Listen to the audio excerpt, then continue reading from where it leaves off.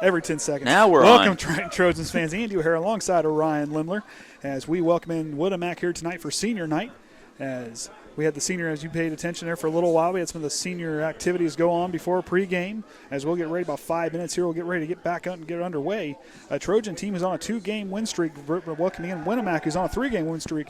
A team who had a very tough schedule starting off 1-4 on the season before they met Culver, and now since then they've been on a 3-game win streak. Triton, as we've known, kind of win-loss, but the 2-game win streak versus North Jets and the huge win against Knox last week. This team is trending in the right direction at the right time of the season. Going forward, this is the kind of thing you want to kind of keep an eye on.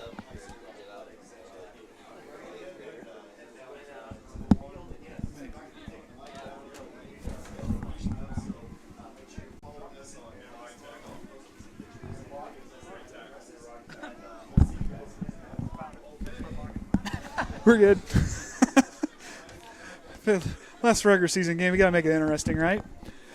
So anyways, like I said, going into with that win streak going towards the end of the season, that's the kind of thing you want going into the playoffs. You want that momentum. If you remember teams like the New York Giants who went as a wild card team, a team had a rough season but finished strong and continued that momentum going forward until they won their Super Bowl. But like I said, that's the kind of stuff you want to see, that mental toughness. The seniors are playing better. Everybody's playing well on both sides of the football. So like I said, going tonight against a Winamac team, that could be a team that's on, like I said, an uptrend. A team that we're favored to beat by 38-21 is what the John Harrell prediction is. This is a team that's kind of caught fire. A team started throwing around the ball a little bit. They got a freshman quarterback that's thrown for over 600 yards in the last, and most of those yards coming in the recent weeks. But Triton, of course, with Bo Snyder leading the way with over 1,000 yards passing on the season, like a guy who's leading there. But it's been good to have Ethan Berry back in 2 games, 108 yards on the ground. That's a guy who's been very helpful. 2 touchdowns from him. But then you also got Bo, who's been usually running most of the offense. Has been a big key contributor for us. But like I said, going forward, this is going to be we've played tough teams. Like Bremen, we played tough against North Jets, and we played Pioneer, a team that we kind of made sweat. That we're still the only second team in the state to score on them so far this season. So like I said, iron's been sharpening iron. These guys have done a real good job all season long, just improving week to week. They don't get stuck. They keep working. And I mean, yeah, you make mistakes, but they get back up and dust themselves off, and those guys keep getting back up again and keep moving. Triton's has done a real good job starting to pick out the run. The linebacking crew early on struggled, but they started figuring out the defense now starting to come together at the right time. And, of course, the offense clicking. Tonight against a team like Winamac, you're going to have to keep that offense flowing. It's going to be a tough night to play. Soggy night. It's been rain. The rain's coming down harder. Thought so it's going to be done about 6 o'clock. I don't think that's going to happen as it keeps raining down even harder for tonight. So footing's going to be a big thing. Trying to keep dry and keep warm, especially with the cold air. It doesn't help it any better. As you might see here a couple times tonight, our home side having the salamander down there, the portable heater keeping them warm is going to be a big thing. Those gloves and stuff like that. Like I heard, listened to a radio show today from Colorado. Mike Pritchard, a guy who played wide receiver and running back in the NFL, talked about when he played for Colorado in one of the wettest games he played against Nebraska, talked about they didn't wear gloves in the second half because those gloves stayed wet and kept their hands cold, and it didn't help them out, so they just went without them. Things like that is going to be trying to keep yourself dry. That football is going to be slippery. So getting the key handoff from quarterback to running back is going to be a big thing to watch tonight. Hanging on, making turnover-free football is going to be a tough thing to do tonight, especially that wet, soggy ground. That ball is going to get wet. I mean, if you can get dried off before they get it going, could help. So that might limit the passing game just a little bit. But don't count them out just yet, though, as far as the passing game goes. Ron Brown's done a real good job this team to this season. Like I said, it kind of started off kind of rocky, but the team kept improving week to week. The defense improved. The offense kept improving. This is a group of young men who's done a real good job. As we watch as both teams kind of come out to meet at midfield. Okay, looked like the entire Winamac team is going to come out, but I guess not. So we'll get ready to get the coin toss back underway. Like I said, tonight, keep our composure, stand tall, and both in good bad moments. So our team's done that. When we made a mistake, we came back, we stood tall, we kept working harder. Last week against Knox, the turnovers on special teams, like I said, that right there made or break the game. You saw at the end there where Knox fumbled it, and Delano Shumpert, who came in not usually playing special teams, came in and brought that one down. So like I said, guys are making our players are making plays in big moments. You see what we did against Culver. We forced a fumble, then we went down and scored and won that game. So this team has won those kind of victories, where those close victories like that. And that's the kind of thing you want to see from your guys, that experience, that level of intensity, and playing in those high-pressure moments is the things you want to see out of our guys, especially going forward in the playoffs. Because you kind of look next week, we will play Culver. Next week we do take on Culver for the first game of sectionals, and then the rest of the way out, we'll play the winner of the Winamac casting game. So, I mean, going forward, you're going to have some teams that are going to be tough. I mean, it could be a long road ahead for us. But playing a team against Culver next week, we got to keep our mental toughness, and we did that about ourselves. We made Pioneer sweat. We made Bremen sweat for a quarter and a half. Two very talented teams. LaVille, I mean, we're a different team since we played LaVille. I think the team we're seeing right now played LaVille earlier in the season. I think it'd be a different outcome. It'd either be a narrow margin or a win for them, or we might come away with a win on that one. Because, like I said, with those guys and going forward with that, we're a different ball team. I mean, we're reading the run a lot better when it comes from. Are you ready for some football? As Don Bell lets us know it's okay. As we let Don Bell, let's ask him to be ready for some football. So that means we're going to be getting underway here very shortly. But like I said, tonight we need to continue to play desperate. That kind of desperation football is the thing you want to see here, guys. You want to see how that fire lit behind them. Like play the next man up. Just keep playing tough. Guy comes in, keep playing hard. These guys, like I said, tonight is going to be a thing to keep yourselves warm and go out and play hard. And these guys are capable of doing that. Like my daughter Danny always tells us, we got this. And that's the thing we got to keep remembering. Good and bad moments, we got this. And we got a lot of key players from last season. This team's built on that. As right now, they're looking to possibly end the season on another 6-win season here, as they take a place face a Winamac team who's not as good as they usually are. But tonight, like I said, they've been on a 3-game win streak. So we'll see what Triton can do tonight as Brandon Lemler gets ready to send it away, and 2 Winamac players back deep to receive it. And here's the low squib kick. Kind of fall around, picked up by 18. He's going to try to work back on the outside. He's going to get tackled quickly. And that'll bring him down with a 31-yard line. That was Hayden Clark, the freshman. Plays wide receiver and defensive back for the Warriors. Winamac, of course, in their away whites and their gray pants. Pink socks tonight, supporting cancer awareness, and the maroon helmets with the gray W. And Triton in their alternate grays with the blue lettering. And, of course, the two-tone helmet and black pants. As we get ready to get things underway from the Winamac 32-yard line is where freshman quarterback Russell Compton will take over. And in the backfield there, he's got a guy, I'll tell you what, this kid's a load. So we'll wait for Compton, snap out of the shotgun, sends a guy in motion, hands it off on the sweep play. He's going to find some space, and Orsund's going to fumble away. Orsund's got it, ball still free, and I think Triton fell on it. That looks like Billy Smith fell on it, and Billy Smith, the senior, comes away with an early turnover. As Jeb Smith fumbled it on the sweep play, comes right through there. Tye Orsund, the senior, the gamer, comes right in and punches it away, and senior Billy Smith lands on it. So now we're going to get working deep in Winamac territory is where we're going to take over. So we'll flip the field. 31-yard line of Winamac is where Bo Snyder will take over and command his troops. So it looks like the ball did move, but hey, that works for us. We're going to go the other direction. Forcing a turnover. This team has done a very good job of that. Culver, they forced 4 turnovers. North Judson, they forced a bunch of turnovers in the second half. This team's capable of that. So here we go. Orsund near side. In the backfield with Snyder is Barry. Zachary Ernie is on the slot position on the left side. Mast and Shumpert out left. Snyder takes the snap. Going to go to a quick hit over to Delano. Delano's going to get out there in the slot. Delano's got some space. Delano's got a first down. Delano's still on his feet. Delano Shumpert's going to keep fighting, and he's going to get it. Touchdown, Triton. 32-yard touchdown pass from Snyder to Shumpert. That's the 5th time that's worked today. For this season, rather. Delano Shumpert, 32-yard touchdown.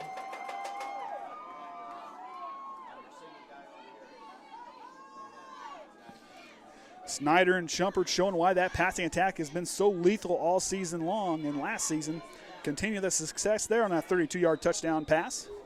Triton strikes first. So Brandon Linker's going to set as the normal, as customary, the Trojan shift. Snyder to hold. Snap is good, ball's down, kick is away, and it's going to split the uprights, and that's good. Triton now takes the lead 7-0, and we're early. We're within the first minute of the ball game, and Triton's already on the board. 11 minutes, 35 seconds still remaining in the fourth quarter. First quarter, Triton 7, Winamac 0.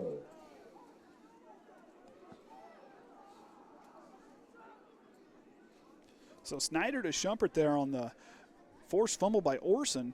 Sets him back up. They ran three wideouts to the left there, and they set the pick play, and Shumpert read it perfectly, breaking several tackles on the way there, and, of course, making him slippery. He's a shifty guy who can get out there and, especially in open space, can really take off and do some special things. Intermediate passing working tonight. We'll see what they got in store for us again on defense. Special teams has been a big thing for this team so far this season, both kicking it and receiving it. Triton's gotten a lot better as the seasons went on, but I'll tell you what, these seniors tonight are going to play hard. This is their last regular season home game. Might be our last home game of the season. Not sure how that's going to work with sectionals yet. So Linker's going to get ready to send it away. Back deep is Jeb Smith alongside Kale Perezzi, I believe who that is. So Linker's going to tee it off, and we'll see what Triton's got in store for us next.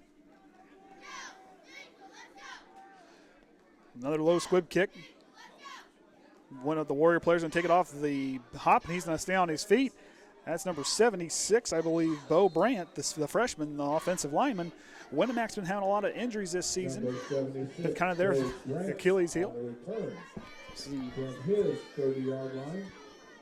So we'll see what freshman Russell Compton and his Warriors are going to bring to us now. After the one-play turnover, as they're going to take over now from their own 47-yard line, is where they'll set up shot in the backfield with Compton. Is Kyle Chumley, a guy who's their leading rusher. 8 touchdowns on the season for him. Here's a snap. Chumley's going to get it on the sweep left. Chumley's going to try to find some room. He's going to get met by Snyder. And I believe that's Connor Ousley get in there and bring him down for a short gain. Number 37, Kyle Chumley. Might be a gain of a few yards here. Across midfield. So they'll break into Trojan territory for the first time tonight on that 4-yard gain. 4-yard gain, it'll be 2nd and 6. So here we go. Warriors now going to have 2 wide out split to either side. Chumley's in the backfield as Compton's going to go under center. Now here for this play. Jeb Smith going in motion. Fake handoff's going to be up there, and the Titans going to sniff it out quickly, and that means Chumley's not going to go anywhere. Stopped him stopped him cold at the line of scrimmage. Now, right there's a thing that this team has done a lot better of as the season moved on.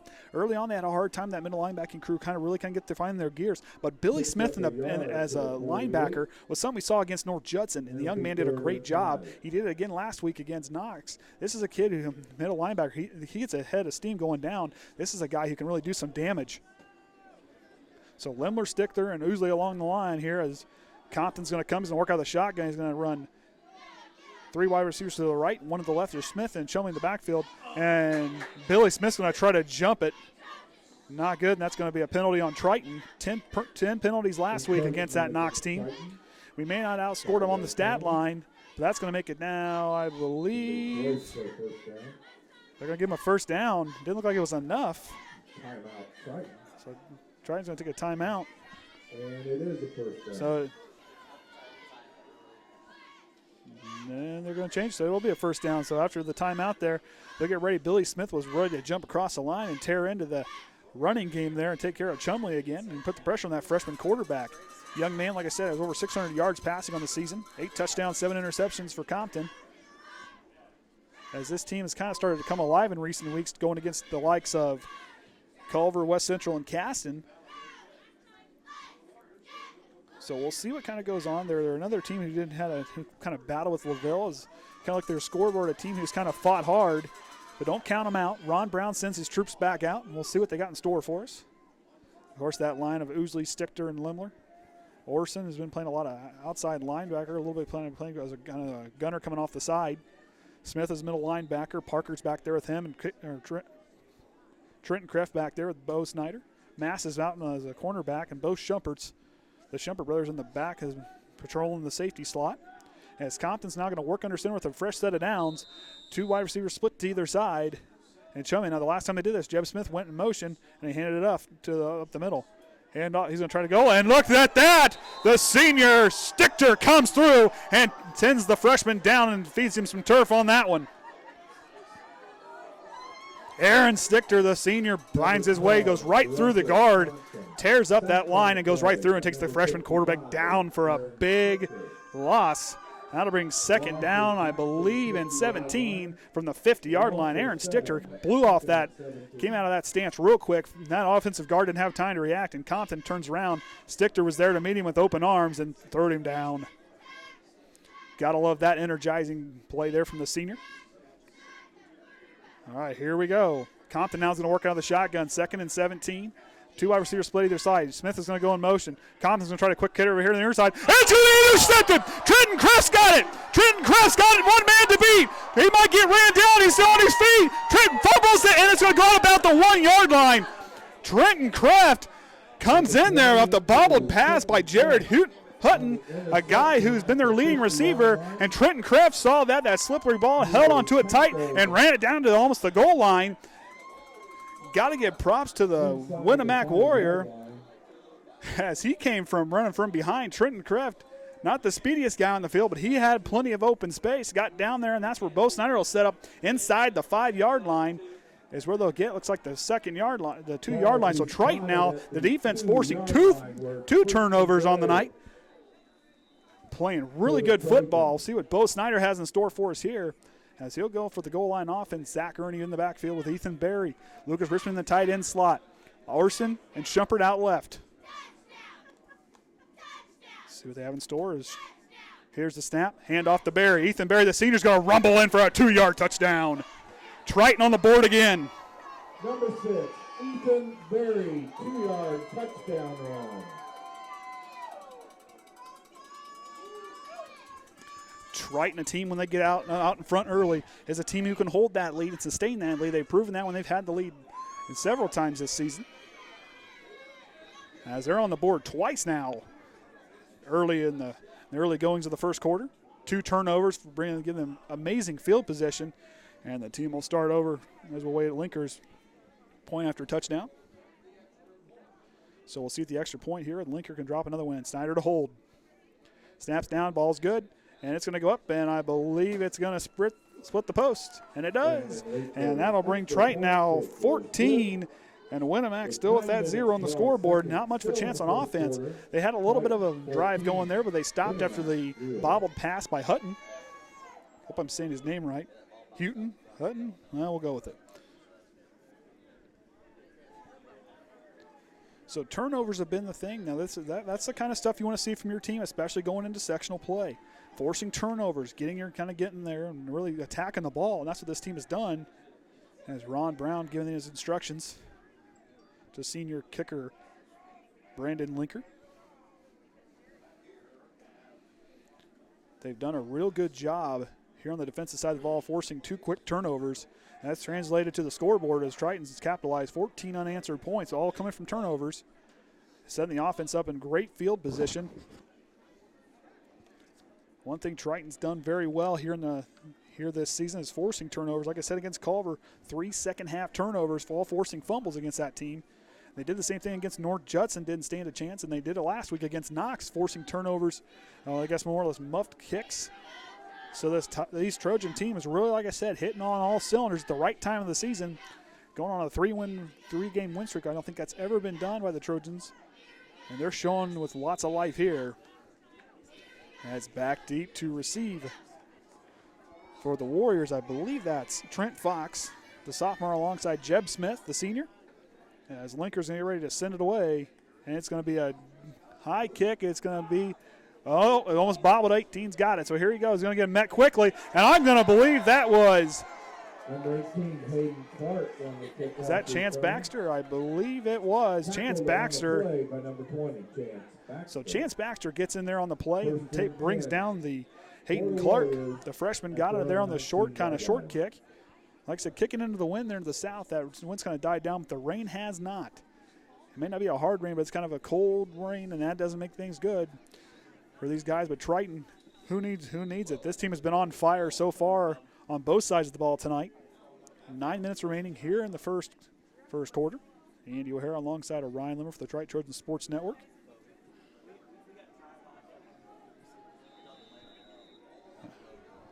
All right, here we go. Compton without the shotgun. Chumley in the backfield with him. Here's the snap. Hands it off quickly to him. And Chumley's going to not even get back to. Oh, he's still on his feet. He might have got back maybe a yard on the play. Going to bring up second down.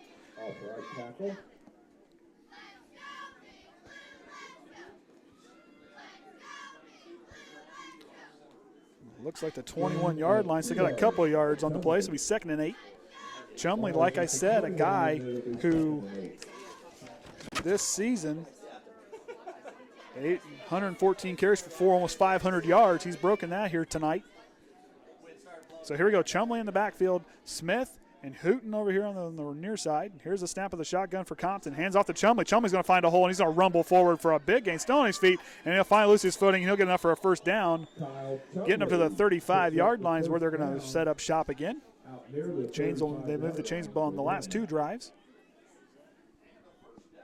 Chumley, a very big young man, runs right through, like I said, over 500 yards on the season according to Max Preps, where I got my stats at from today. So here we go. Compton now out of the shotgun. Chumley on the near side. They got 3 wideouts kind of bunched in with a tight end on the right on the far side. Jeb Smith solo left. Smith's going to take off. He took off early. And they're going to get a flag. I believe that's going to be on Jeb Smith. He jumped kind of early from that one. I believe that's going to be on the Warriors, so get ready to move them back. Jeb Smith on the hard count twitched and took off, and they threw the flag on that one on the false start. And that's what they're going to get. So Winamac going to move back. Both teams commit 1 penalty so far on the evening. That's one thing Triton, like I said, can improve every week. That turnover, that penalty thing, if they can get that figured out. Like I said, 10 penalties against a Knox team last week. But like I said, they may also ran us out as far as the stat line looked on the offensive side, but a team who definitely kept playing hard and played in the right moments is what Triton did. And that's how they came across victorious last week. This is a team, like I said, on defense and special teams and offense. They've got it working on all cylinders. They've been pretty stellar on every side of the ball here in the last half of the season. Here we go. Compton back out of the shotgun. Chumley to his right.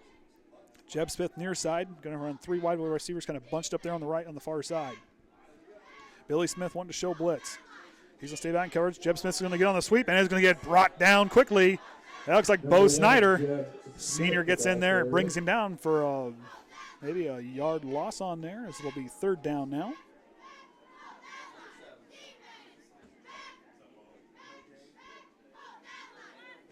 No gain on the play. So no gain on the play there. So 2nd and 15, my bad, rather. I forgot about the penalty.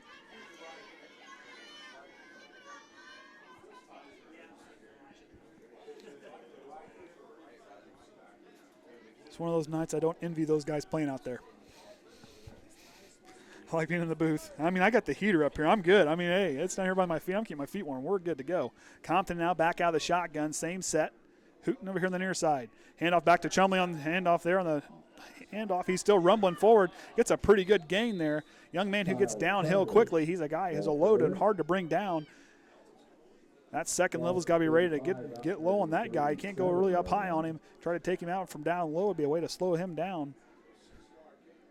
Very good size senior. 36-yard line. Plays defensive line, but the guy with that kind of speed, it's like running a Mack truck downhill as a guy you want to get in his way, but here you're going to have to. So here we go, Triton now. As they 3rd and 9 for the Warriors as Compton gets ready to work back again out of the shotgun.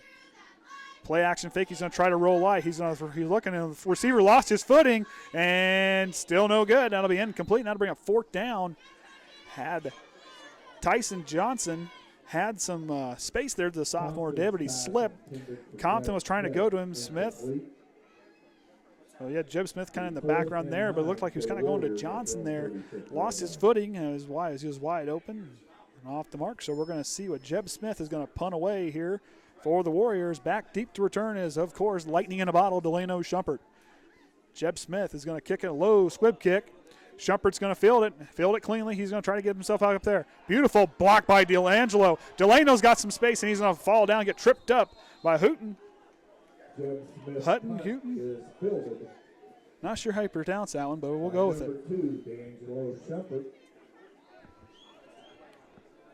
Excuse me, number 21, Delano Shumpert. So Delano getting a great, if you saw it there, D'Angelo came in there and laid a big block on that Warrior defender coming down to get a hold of him. And Delano sprang free for about 15, 20 yards there. So Bo Snyder and company will start over from their own 45-yard line. Teams 2 for 2 on their drives on the night.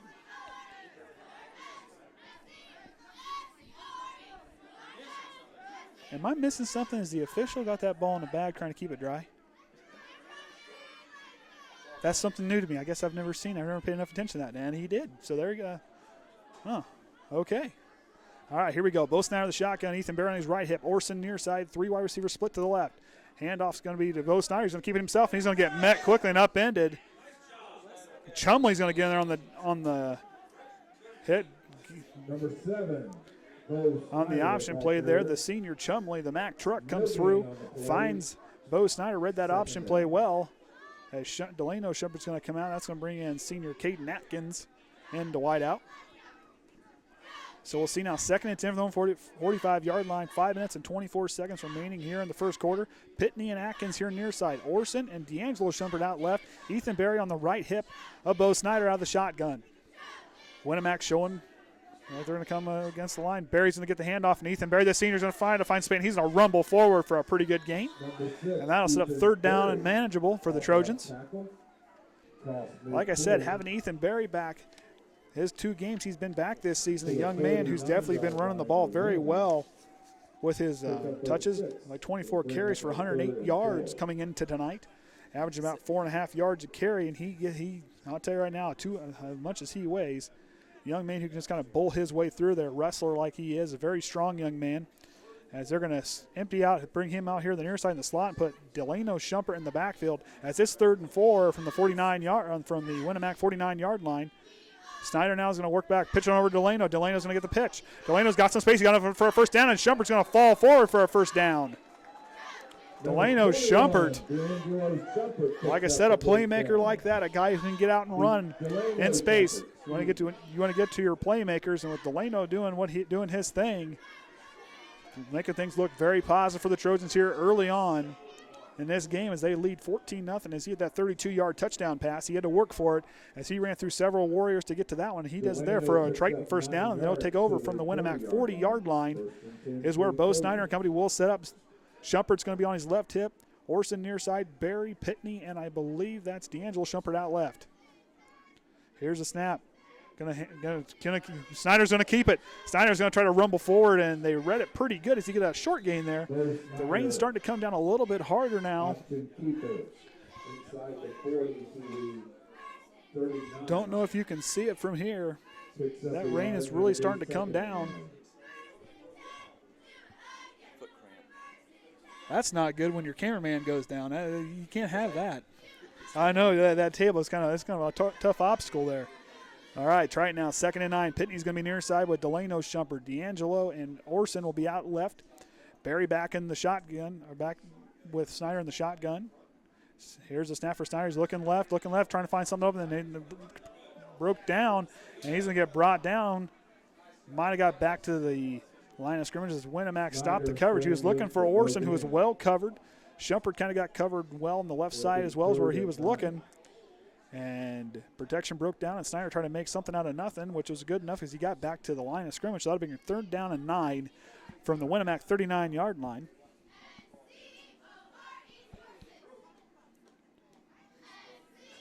Well, it's a good thing Kenny's here tonight, because if the things were to go down, I don't know if we want me running things. Here we go. Pitney here near side, going to run the same set. Berry in the backfield with Snyder. Here's the snap. Snyder looking for a quick hitter. Delano, nice pass, bobbled in. That ball was a slippery one for Shumpert to get a hold of. With those gloves, he tried to go up and bring it down. That ball is going to be slick tonight. So that'll bring a 4th down, and that's going to bring Chance Baxter out now for the punt. Chance Baxter been punting here since about the 3rd week of the season. A young man who can send it up pretty high in the air, enough time for his defenders to get down there and stop the return team. Jeb Smith will be back deep to return along with Trent Fox, the sophomore. So here we go. Baxter now is going to be punting from around back in his own territory. So see if he can get a good kick here. Trying to drive it into the wind. It's tied down quite a bit. Snap's good. High kick. And ball's going to bounce, and it looks like it's going to stop. Orsund's going to stop it there. It's going to be inside the 25-yard line, about the 24-yard line is where they're going to set up shop. 25-yard line by Tye Orsund. So Tye Orsund gets down there, stops the ball. So now we'll see what the Trojan on that empty trip, that empty possession there. They'll take over.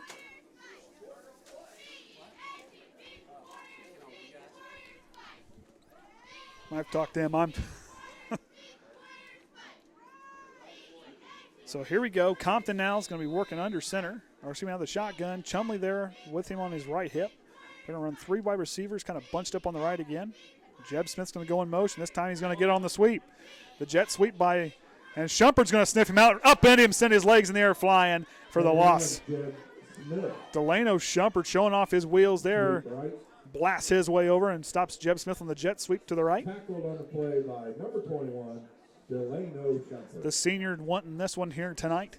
All the seniors definitely playing well. That line's really getting a lot of penetration against this Winamac offensive line.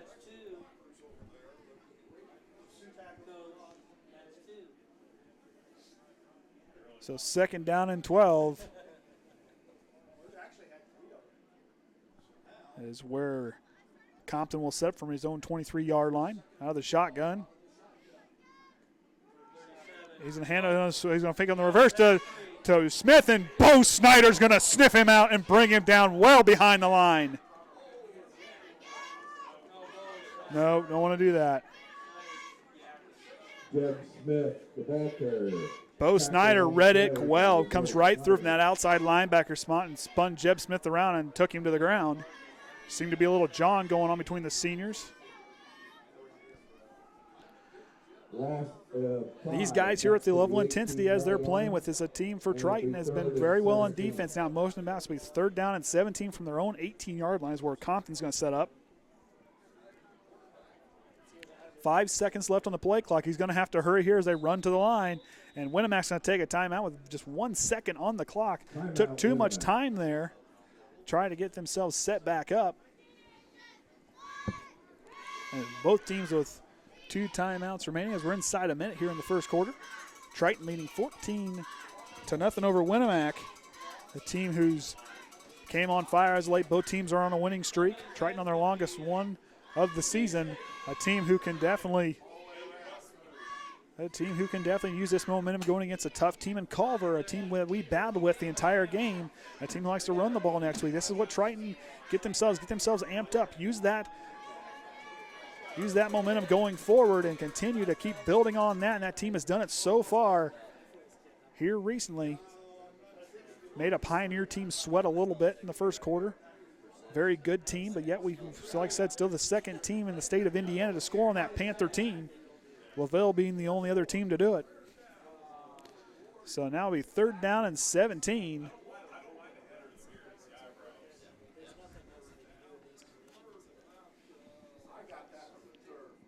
These two teams facing each other in the last 30 years. Triton leading the series 3-2 as they beat them last year in the sectionals. So now Compton under center is going to hand off, is going to run a play action fake. He's going to look left, he's going to throw it too high, and it's going to be incomplete. Orsund came close to coming away. It was a little too short for him to adjust, and that's going to bring a 4th down and a different area code for the Warriors as they'll get ready to send it away. Jeb Smith punted last time, had a pretty good punt. Delano Shumpert had a pretty good return. And watch D'Angelo, another guy who can take off and run. He proved that several times this season. So here we go. Jeb Smith back to kick for the Warriors. Billy Smith's going to try to bowl through, and they're going to get a low kick. Did a Trojan player touch it? Doesn't matter. It looks like Pitney might have touched it. Not sure, but that'll pin them back into their own territory. Just end that. Looks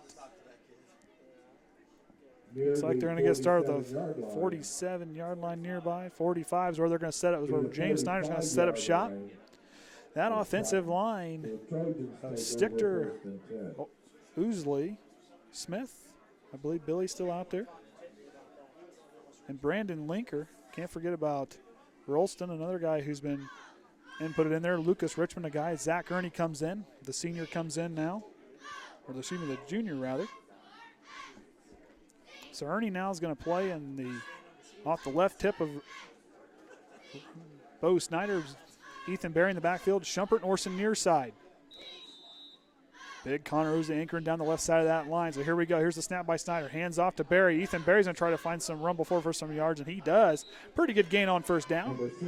Keep moving forward as we're now down 30 seconds remaining here in the first quarter. Triton leading at 14-0 over the Winamac Warriors.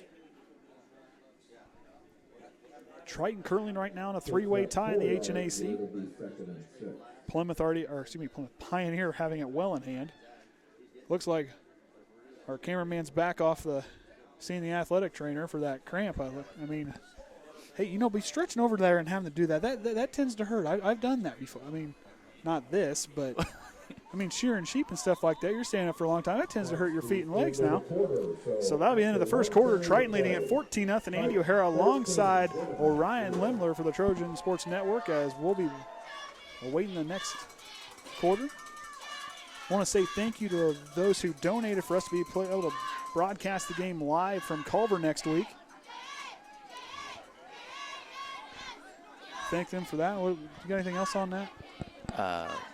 So if we win, we need to do it again, right? Is what you're saying? You got to explain it all to me. This is the one-person numbers you don't want to go with. Well, if we win at Culver, we need another $300 to pay for the next game to broadcast. Is that what? Yeah, that's right. I didn't know I know they said basketball you had to pay it up front for all the games in sectional. I don't know if it was per game or how that worked. Well, for like volleyball, they want you to pay for the whole week of games. Okay. Because the games are like day after day instead of once a week. So you have once a week, so we got more time. So you don't have to pay. You don't have to pay $900 to do the whole sectional. Gotcha.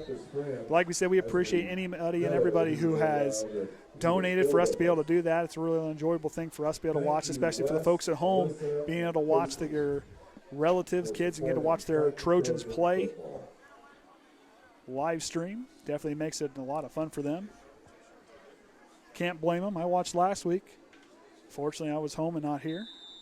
As we'll get the second quarter underway, Snyder will set up shop from his own 49-yard line. So 2nd and 6, Zachary in the backfield with Berry. Snyder's going to go to the shotgun. Hands off to Delano Shumpert. And Delano's going to fall forward for a short run. Excuse me, Delano in there. Ethan Berry not out there. Got used to seeing Ethan back there, not used to seeing Delano back there. And he comes up for a pretty good run. So let's make it down 3rd and manageable. 3rd and 4 from the Winamac 49-yard line is where Bo Snyder will see if they can convert this 3rd down. Done it a couple times here tonight. 2 scoring drives and one with a 32-yard touchdown pass to Shumpert on their first drive of the game. The second one was an Ethan Berry punch in from the 2-yard line. Triton still leading 14-0, holding Winamac. Richmond will be in the tight end slot here near side. Ernie and Shumpert in the backfield. D'Angelo outright with Orsund. Snyder takes the snap of the shotgun. He's going to take it. He's going to pitch over to Delano. Delano's got some speed. He's got some downhill speed. He's got a first down. Delano Shumpert now, and he's going to fall away for a big first down gain. Delano Shumpert. Tell you what, that's a definitely good thing back there in the backfield. Delano Shumpert working out of back there. Got the speed. And a young man with him being a wide receiver, very good with his hands, takes off and goes. Delano Shumpert with the big first down there. Triton's rolling. Now they're deep into starting to work their way about midway through Winamac territory. As we'll set up shop now from the 35-yard line. Like I said, a cold night. That defense for Winamac has been out there a couple times. They look cold. These guys playing 2 ways tonight is definitely going to keep themselves warm, try to keep their hands dry. Feet dry. Here's a snap by Snyder out of the shotgun. He's looking left. He's going to try to go deep. Orsund's double covered and, comes down. Doesn't come down with it. Jeb Smith and Hayden Clark knocks it away. So the first deep pass, second deep pass by the first really deep pass, I guess, by Orsund, or from Snyder to Orsund, fails there. That ball slippery like that and being cold, it's kind of hard. That ball kind of died going through the air. Orsund had to adjust to it. So here we go. Pitney and D'Angelo Shumpert near side. Lucas Richmond in the tight end slot right. And not sure what's being discussed here. They're going to shift him over, looks like, position of the ball. They bring up 2nd down and 10. So Snyder's going to have Shumpert on his left hip. Ernie's going to be on his right hip. Zach Ernie's seen a lot of time here tonight. So here we go. Snyder now out of the shotgun. Hard count. Has Shumpert. Shumpert's going to have some space at the near side. And he'll break through for a big gain on 2nd down. I'll tell you what, Delano, lightning in a bottle. Shumpert, a guy who can get out and take off and go, and that out of that halfback spot, he'll be a good speed back. A guy who plays well the slot, a very good playmaker when he gets an open field, gets a downhill head of steam. Is a guy who's be hard to bring down. He's shifty. He can stop on a dime and cut back through. We saw him do that in basketball last season where he can kind of cut in the lane and make himself go. Something Delano is very talented at, and he's showing that off here tonight as Triton's rolling now 3rd down and 5. And the 30-yard line is where they'll go. Like that rain continues to come down. Snyder's going to look at the shotgun. D'Angelo Shumpert here near side with Orsund. He's going to try to look for D'Angelo, and the ball's going to pop free on the play. And that's going to be a late kind of a unnecessary roughness, looked like. And so D'Angelo had a chance at it. Looked like he had a little bit of contact there. So Triton here could go for it on 4th down. 4th and 5. Shumpert looked like he comes down through. It's not really pouring, I guess, more or less. It's not like a hard mist. Either way, it's not fun weather to be out there. Once again, I'm happy to be up here. So here we go. Snyder, Zach Ernie on his right hip. Ethan Berry's going to play in the slot. And Shumpert here all the way on near side. Here's the snap. Pitches on over to Delano. Delano's going to try to find some room. He's got it for a 1st down. Delano Shumpert's going to convert it. Delano Shumpert's going to run out about just outside the 10-yard line. He just passed the 15. Big 1st down pickup for the Trojans as they're rolling deep now into Warrior territory as they're now in the red zone yet again tonight. First trip was good with an Ethan Berry punch in as they only had 1 play. Their first 2 drives was 1 play. 1 play and a score, and here they go again. Triton's rolling. Delano Shumpert, that halfback spot, has been running the ball very effectively. I don't know if I took his stats down the rushing game at all.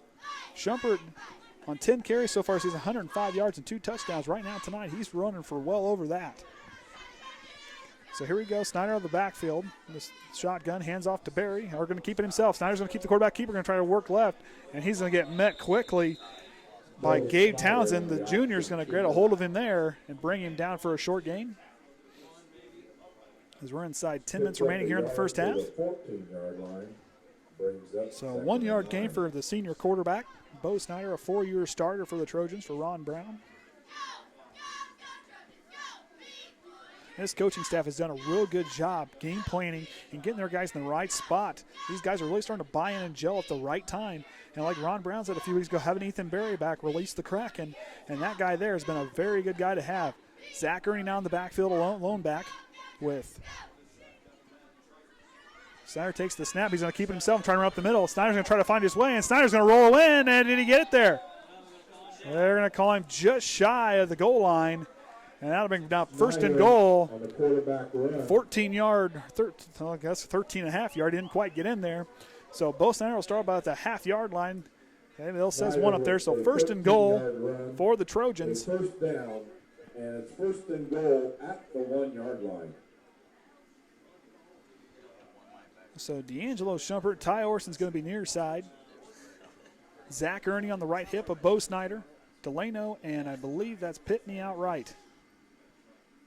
Here's the snap. Snyder's going to try to keep it again. Tries to rumble his way in, and Bo Snyder's going to run in from 1 yard out. The senior punches it in yet again. Bo Snyder, 1 yard touchdown run. Bo Snyder been the heavy runner as far as scoring goes on the season going into tonight, according to Max Preps, a guy who has scored 4 touchdowns on the running game this season. Punches it in for his 5th one.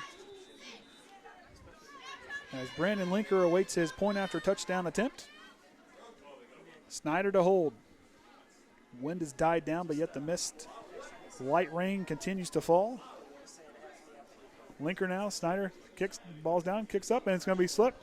Snyder doesn't get a good hand. He's going to try to throw it away in the end zone, does that, and that's going to bring now the score 20-0. Snap came in, the hold kind of slipped. That's going to be the thing with these slippery conditions. The footing, Snyder looked like it slipped just a little bit, and kind of ready to place the ball there. Smartly throws it away. Keeps himself out of danger as well as everybody else. And Snyder throws it away there, so that'll be their score 20-0 over the Winamac Warriors, and they'll get ready to send it away. As I said, it's not raining super hard, but that light rain and the cold temperature definitely does not make it very pleasant to be out there on the field or sitting in the stands tonight.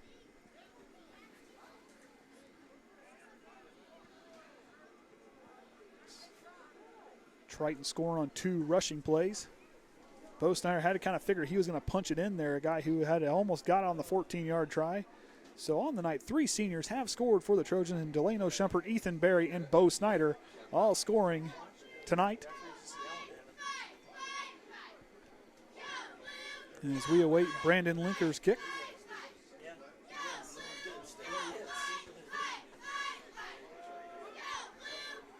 I'm not even sure a duck would enjoy playing out here on the field tonight.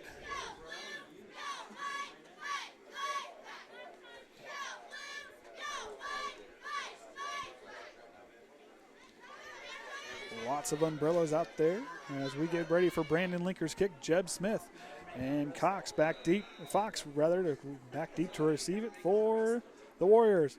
Linker's going to kind of kick it about midway, and the ball's going to be muffed, and Winamac still has time to pick it up. Tries to, nope, still on 3. Gabe Townsend's got some room. This is the guy that ran down Trenton Kreft earlier, and Townsend's going to find his way up past the 41-yard line, about the 41-yard line. So Townsend there, a guy who ran down Trenton Kreft after Trenton Kreft intercepted it.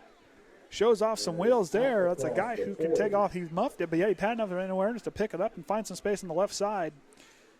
They're on the far side for them. And the Arrows now, they will set up shop yet again. It's been a while since Russell Compton had it on his hands on the offense. So we'll see if this Trojan defense can stand tall yet again and slow him down. Compton now with Chumley in the backfield. 3 wide receivers kind of bunched up here on the right side of the line. Jeb Smith in the backfield, or on the left.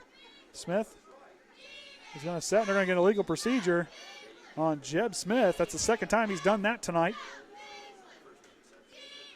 When they get in that formation, he likes to bring Jeb Smith in motion across the line.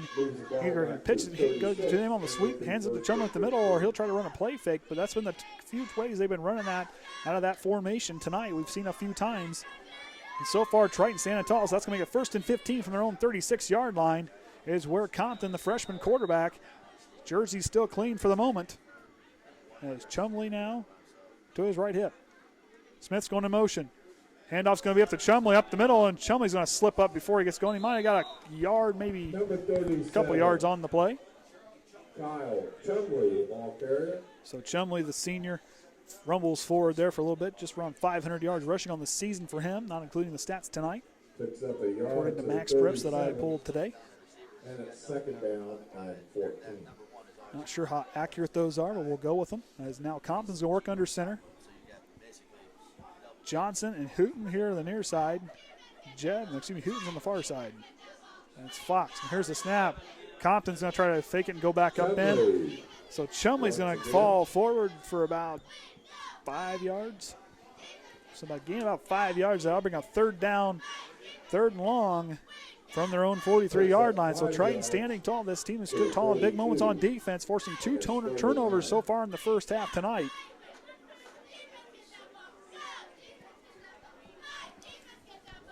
Ron Brown barking out the orders to his defense. Billy Smith back there in the middle linebacker.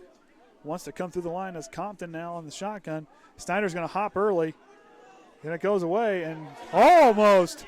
Lemler had him popped it. Looked like he was going to knock him down. Got lucky there. Snyder got back just in time.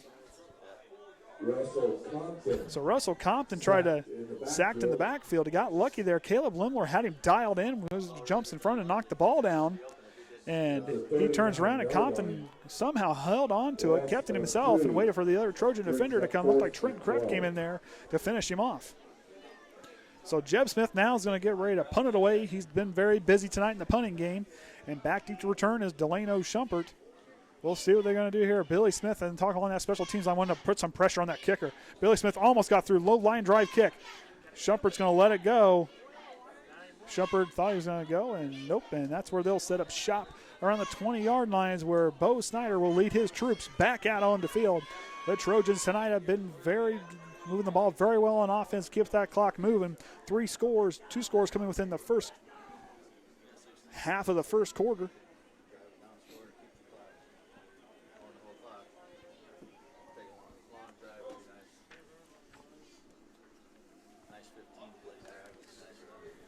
So here we go, 6:34 remaining here in the first half. Andy O'Hara alongside Orion Lemler for the Triton Trojan Sports Network as Bo Snyder will set up from his own 21-yard line. 21-yard line where Triton takes over first and 10. With that ball being slippery and the rain coming down, makes it hard to throw. Hang on to the ball as Shumpert lost it the last time out.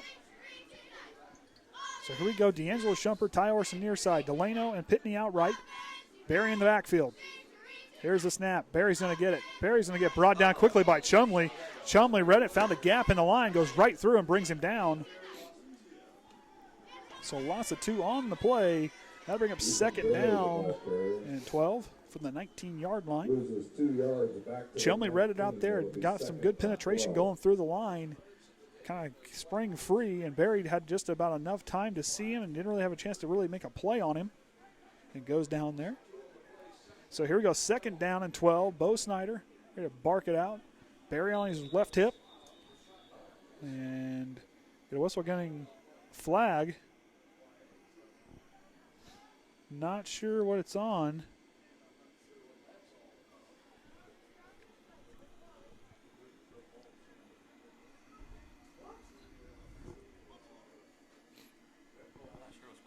So Snyder's Encroachment penalty against Winamac. So an encroachment penalty against Winamac. Not sure I saw that. Could have been on the defensive back on the far side. That's where the flag came down. Could have been on Hooten over there on the far side. Don't know if it was along the line, but the line judge called it. And now it'll be second down and 7 from their own 24-yard line. Same set, 2 wide receivers split on either side. Barry in the backfield. Bo Snyder's going to get to work out of the shotgun.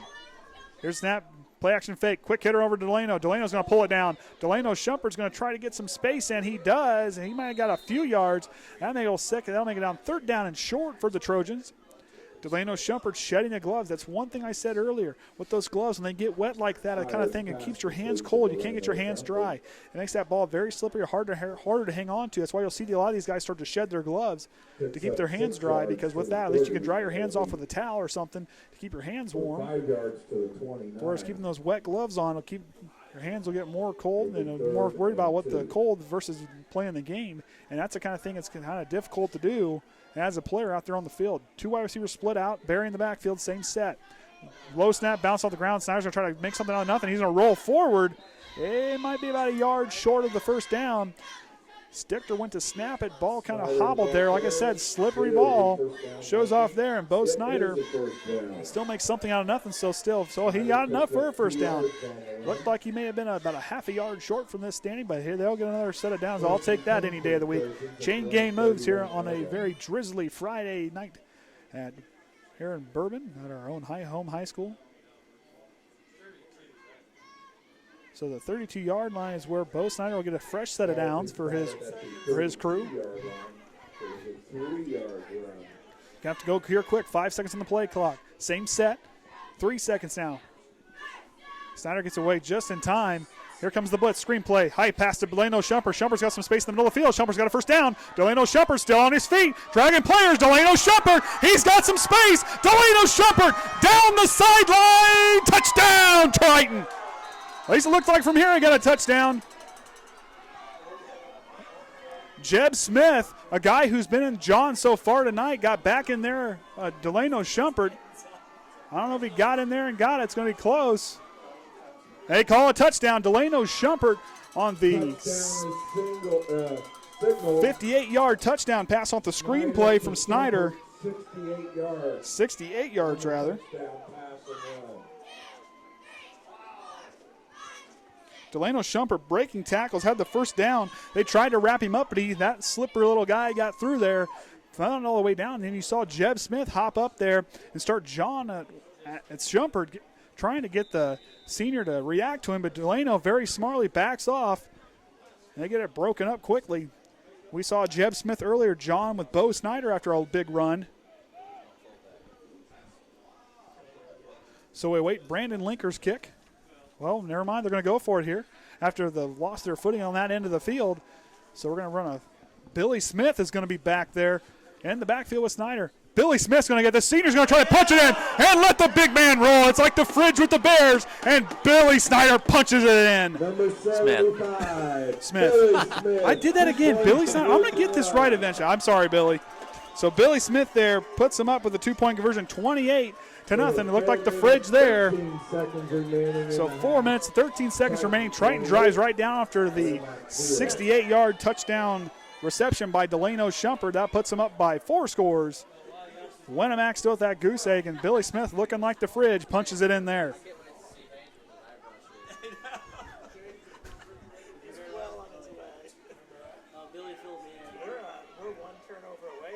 I feel bad. Billy's going to get after me one of these weeks. You said Smith, and then you said it again, and then you said Snyder. I knew what I meant. However, my mouth didn't relay what my brain said. So here we'll get it right eventually.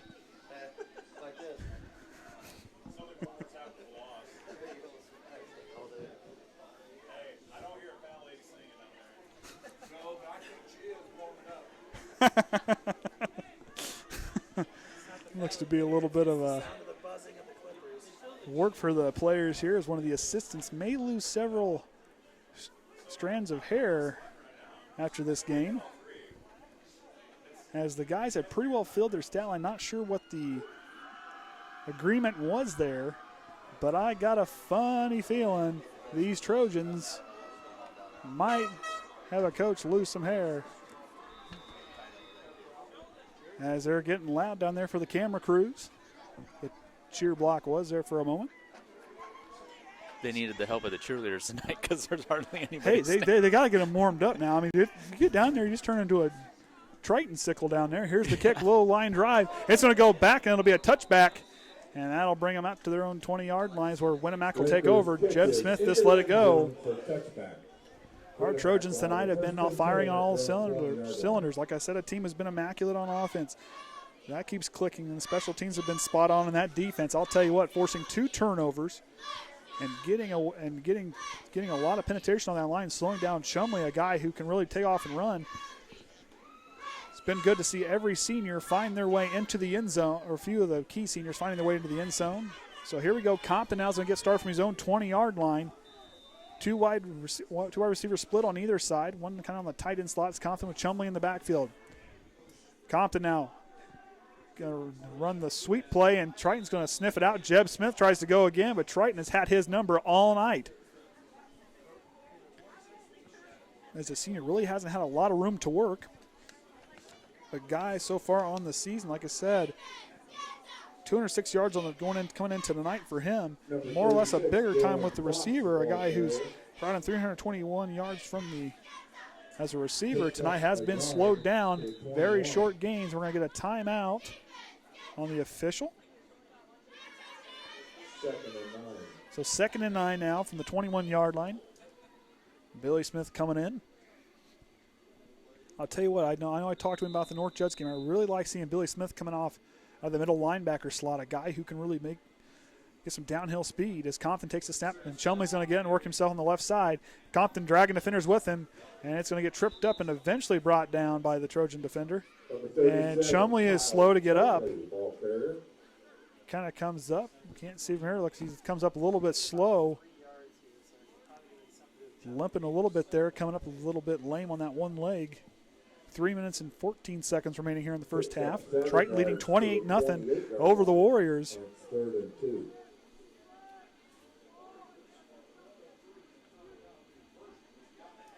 So the Warriors now a couple attempts. 1 for 3 on the night on the third down conversions. They set up here 3rd and 2 from their own 28. Chumley in the backfield for Compton. Here's the snap. Chumley's going to get it. He's going to try to run before. Chumley's got enough for a first down. 2 for 5 on the night for them now.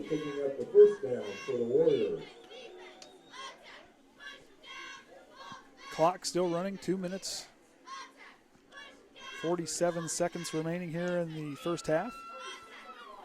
So they'll take over 33-yard line, 1st and 10 for Chumley. As they get ready to run again. Chumley's white jersey is now starting to turn colors.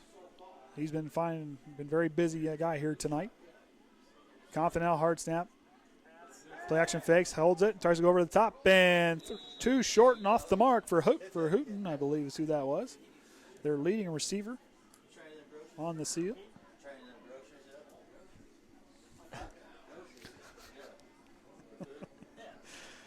Oh, boy. So now it'll be 2nd down and 10 from their own 33 after the incomplete pass from Compton to Hooten. So we'll go Hooten. I'm close. We're close. So Chumley now in the backfield with Compton. Compton's running the play action fake. Here comes the pressure. Parker bearing down, and he's gonna get tripped up and forced out of bounds. He's gonna lose some yards there. Looked like Stichter was in there with Parker. That's a sack. That's a sack. He went back. He went backwards. That'll bring up 3rd down and a mile for the Warriors.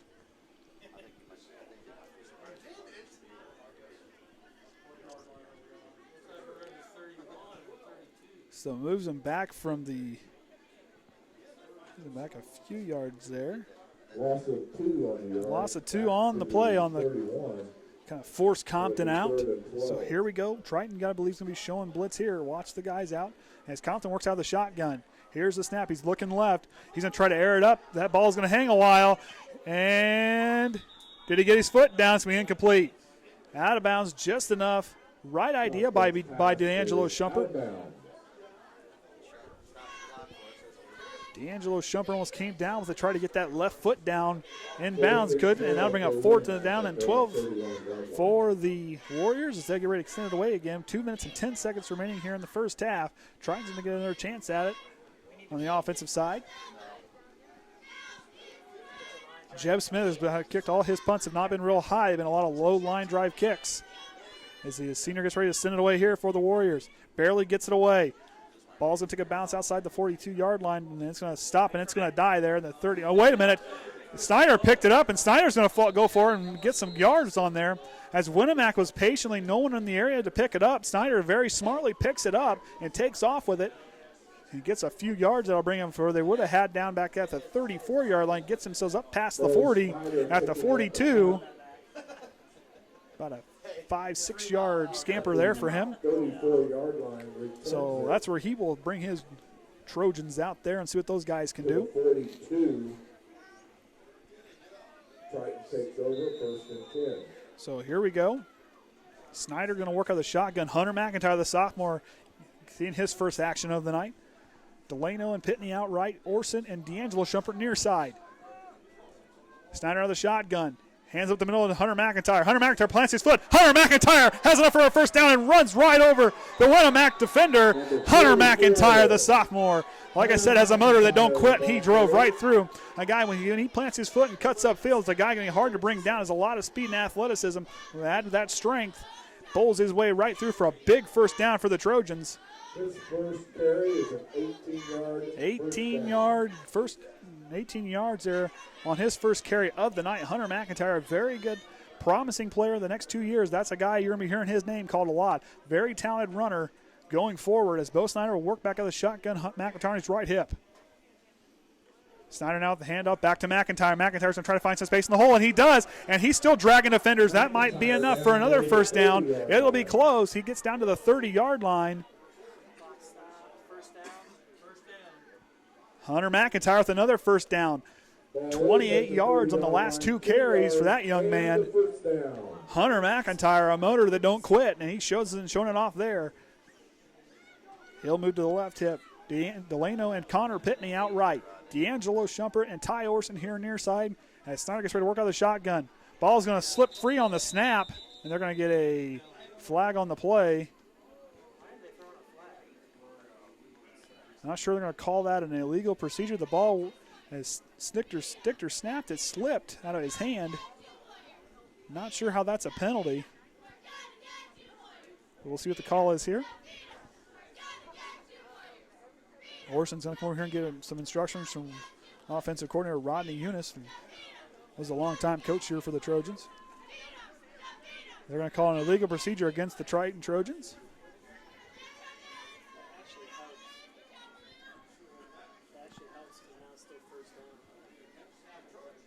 So Ron Brown gets the explanation from the head official. So the ball will be back to the 35-yard line.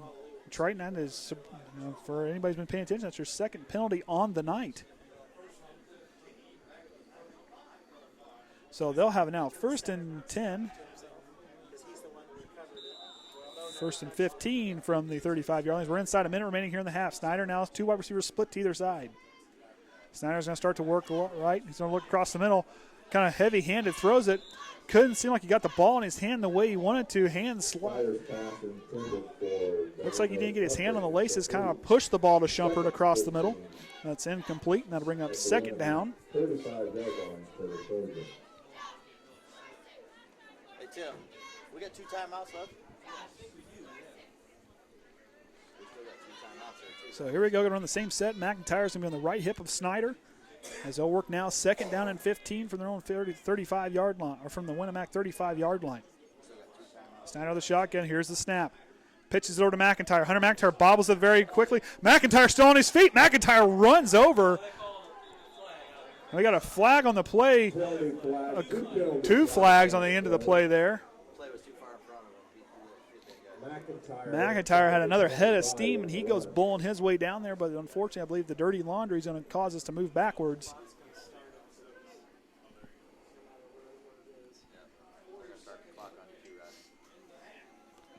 Like I said, the passing game, that ball being wet like it is going to be hard for them to get. It's going to be hard to.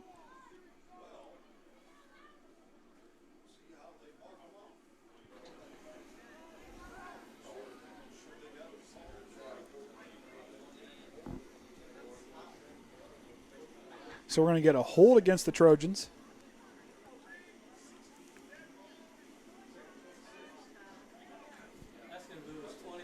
That's going to move us about 25 yards back on that. Both against Triton. So Triton there with their 3rd and 4th penalties on the night. Holding will move the ball back to the 45. You're going to have to watch that one. You think we can send that back to New York for the replay on that other penalty? Could send it back to worse, so I can have Michelle replay it and send it back to me. You can do that too. So that's going to move them back into their own territory, and it'll be.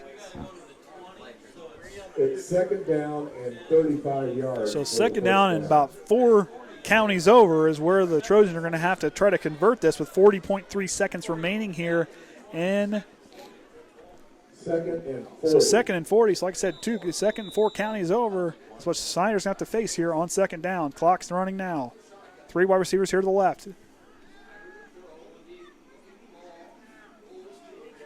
Almost loses footing. He's going to try to go against, and he's going to throw it to Orsund, and Orsund's going to slide out of his hands there. Snyder had to try to get rid of it. Looked like he got popped there late after the play. Definitely can tell that the cold hands and the issues for that.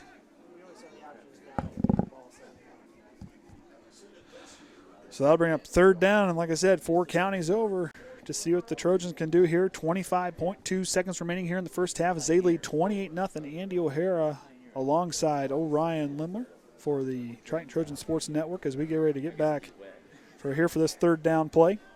Snyder's going to work and have 2 wide receivers split on either side of him. Hunter McIntyre's going to be on his right hip there in the shotgun. McIntyre's going to get the handoff. McIntyre's going to have a hard time getting through the line there as he'll get swallowed up quickly, brought down by Chance Podell. The senior lineman brings him down, and that's going to bring up 4th down. Is this our first 4th down of the game? Second one. We converted the other one. We went down and scored for that. Almost scored for that one. So you got to imagine Chance Baxter's going to come out here and kick as Winamac took a timeout. Brings up 4th down, 39 yards to go. Let him kind of kick as the wind's kind of do his back coming out of that southwest corner of the field.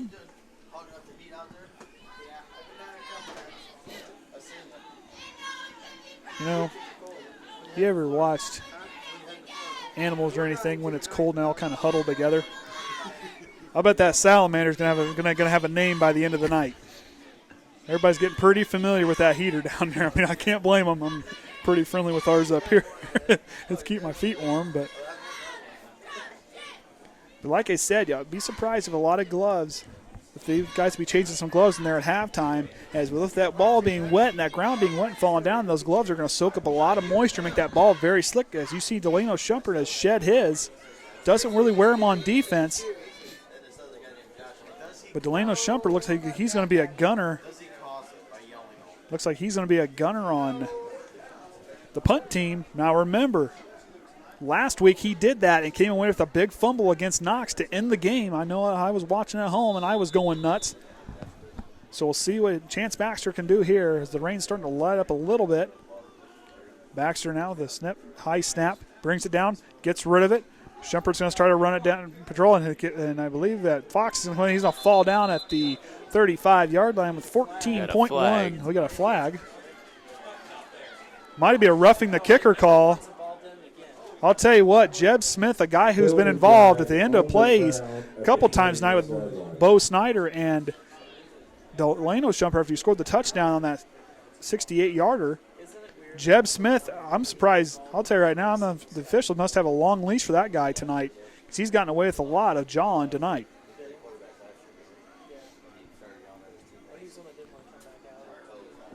So we're going to get a personal foul against Winamac. And a personal foul against Triton. It's going to offset. And it's going to be a first down for Winamac. I'm going to have to watch that one again. We'll have a 1st and 10 at Not sure. 35-yard line. Jeb Smith has really been doing a lot of jawing out there. I'm surprised he can still talk as much as he's been jawing with our Trojan players tonight. Really trying to get these guys to react to him. Got Chance Baxter to react to him there. So 14.1 seconds here. Triton, see if they can contain this passing game at Compton. He hasn't really got it going tonight. Threw a kind of a long pass to Houghton on the right on the far side. And that ball kind of died earlier in our last drive. Been a while since he's been back on the field, so Chumley's going to shift to the left side. Compton out of the shotgun. Here's the snap. He's going to look, and here comes Fasten. And big Billy Smith. He might have to check his feelings because I think one just came out on the field there. Big senior Billy Smith comes through and lays him out. I got his name right that time.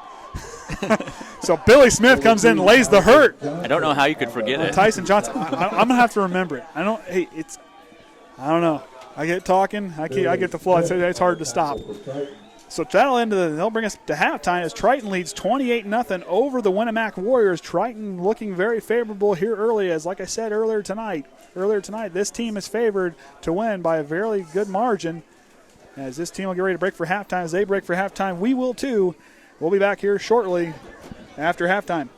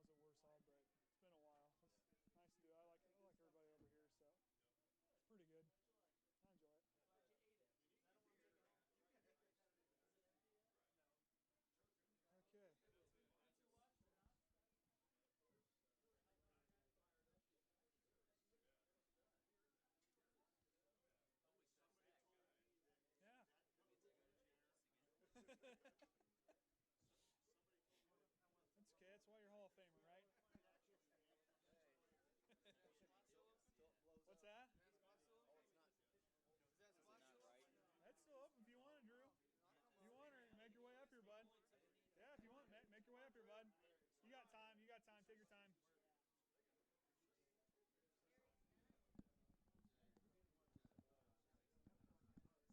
So it looks like Drew's going to come up and do it. He's going to do it. He's asked what's still open. I got your son doing it now. He got cold enough. He's coming up. What? I got cold enough. He's coming up. Oh, I will. I'll give him a talk. Give me time.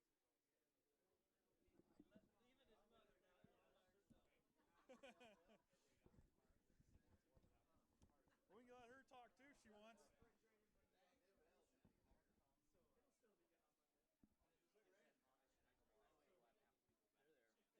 You there? You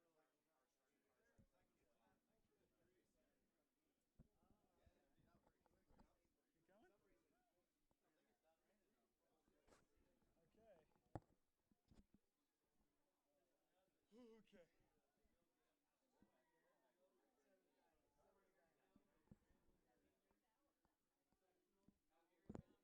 Hey, I talked him into it.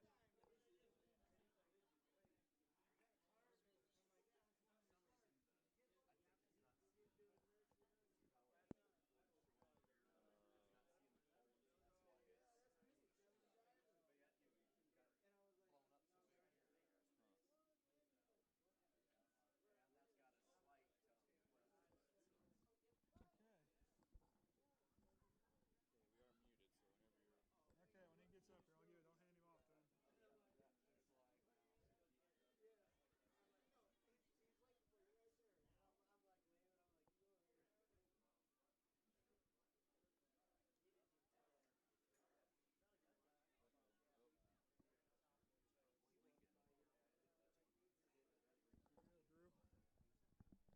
All right, we're going to get ready to go here. Whenever you're ready, Ryan.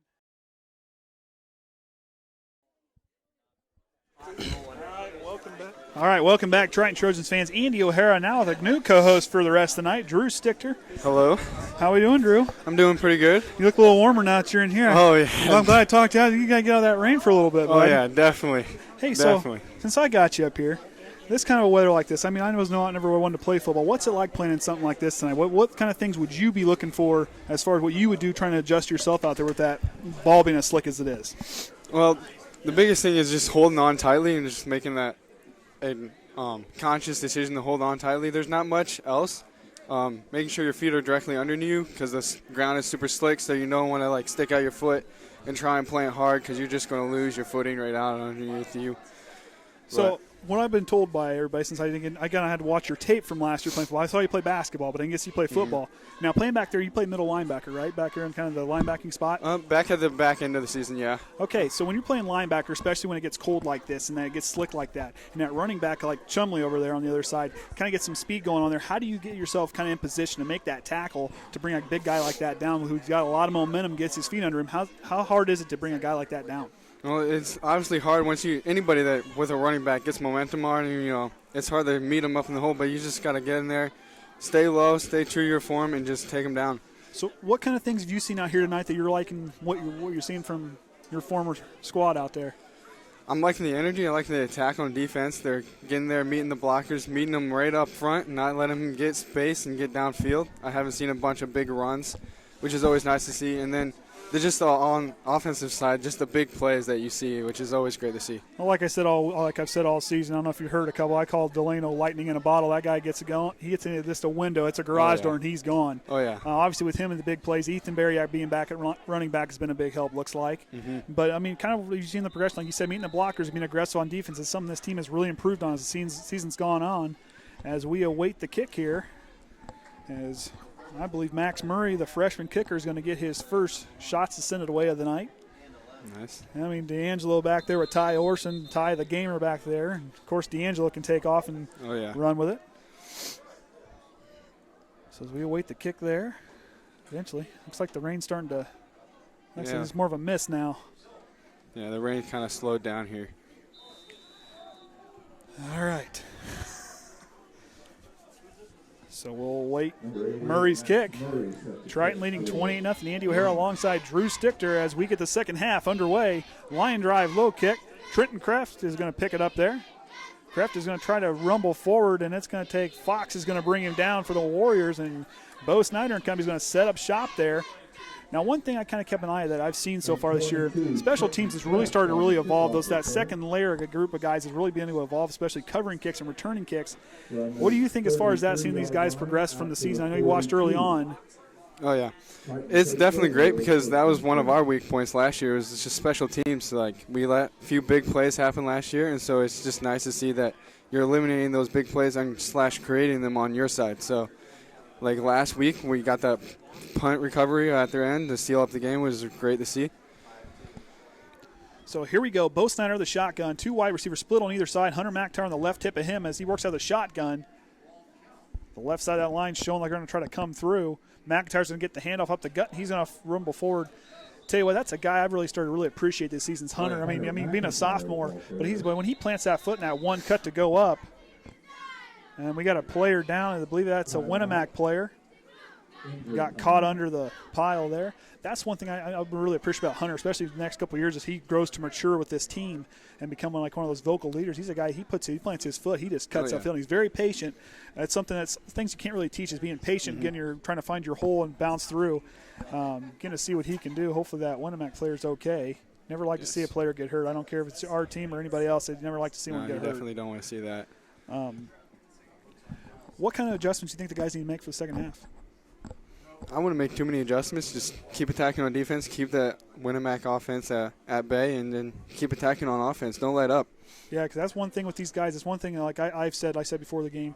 Keep playing like you got that light under that light the fire underneath you, and keep playing with desperate because they keep playing with that desperation going forward into sectionals, especially they'll be facing the Culver team we had a hard time with.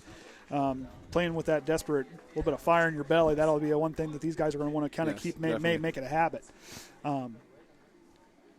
And then you can't remember the juice box and the fruit snacks. They must have warmed the juice boxes up, so I don't think they want them cold tonight. No, definitely not tonight. To quote Coach Brown there on that one.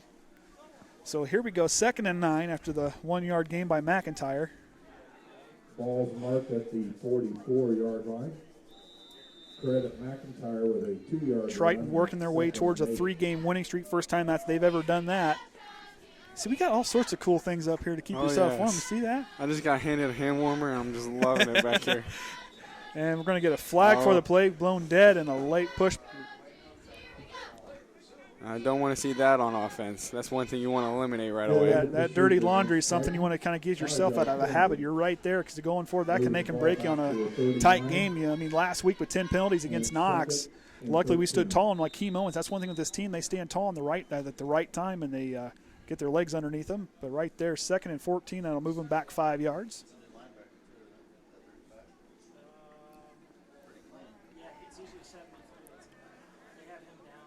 So here we go. Snyder's working the shotgun. McIntyre at running back. D'Angelo Shumpert, Orsund near side. Shumpert, Pitney out right. Snyder now is going to drop back. Here comes the pressure across the middle. Orsund's open. Orsund drags it down for a first down. He's a good catch. That senior, I'll tell you what, he's got some good hands. That ball comes in where it's like his hands are Velcro, and it ain't coming out. That was a very good catch. Over the middle. That's what you want to see. Yep, keep that clock moving. Get out of here and hopefully get. Where do you guys go after the game? Oh, is it the Standard? The Standard. Is that what you guys do now? It wasn't open last year, but. Okay. I don't think they won ice cream tonight. No. I don't think you want ice cream tonight. I'm thinking more hot chocolate. There you go. Now that's what we're talking. So Tye Orsund there, the gamer, gets through, and for the first down, now they're going to set up shop in Winamac territory as he's going to run trips left. One wide receiver, single right. That's Orsund. Here's the snap. Ball falls free, and Winamac's going to come away with it. Ball slipped out the end there. That's the first turnover of the night for the Trojans. Like I said, slippery conditions. There's only so much you can do to keep your hands warm and keep them dry. And the exchange there, I talked about earlier in the game, you have to watch those exchanges, especially as the game goes on, to keep that, to limit those. Townsend with the football recovery. So now we have to have that defense stand tall. Don't want to let Winamac get any momentum here. No, a team, especially on a 3-game winning streak of their own, coming in at the end of the season. That started off 1-4. They're coming in. Like I said, they've been throwing the ball a little bit more as of late, according to the stat line. But that Chumley is a load back there, and he's a guy who can gain momentum this team can run through. But I really like the Billy Smith being back in the middle linebacker. I like him kind of closing in back there. That's a good game plan by Coach Brown. Chumley's going to get up the left side, and it's going to take Billy Smith. And I believe that was Snyder. Looks like Parker was in on the tackle there. Your brother's been playing pretty good on that line. He broke through for a... Yeah, early on in the game, got a QB sack. That's what I like to see. Yeah, got right through all the seniors tonight have been stepping up big. The guys who, they kind of made this game kind of their own, and that's what they've been doing so far the end of the season. Playing some of those tougher teams has really prepared them for the stretch going forward. 2nd and 6. All right, Compton under center. Quick hitter on over to Jeb Smith. He's going to have enough for a first down. Going to try to work his way through. And that's the first big passing play that this Winamac team's had all night. Jeb Smith, a guy who we've kind of seen at the end of a few skirmishes tonight. Almost looked like our defense wasn't fully set, which is not what you don't want to see that. Well, especially the Winamac team. You're up 4 scores. You want to kind of keep them out. You don't want them to keep going because if your offense starts to sputter and stall, that's not something you want to see, especially the guys giving them any momentum. Yeah. All right, here we go. Let's see what the line is. Stichter, Oozley, and I believe that's Lemler on the line. 58. No, that's Parker. Parker down the line there. And Compton, and here it comes. That looked like big.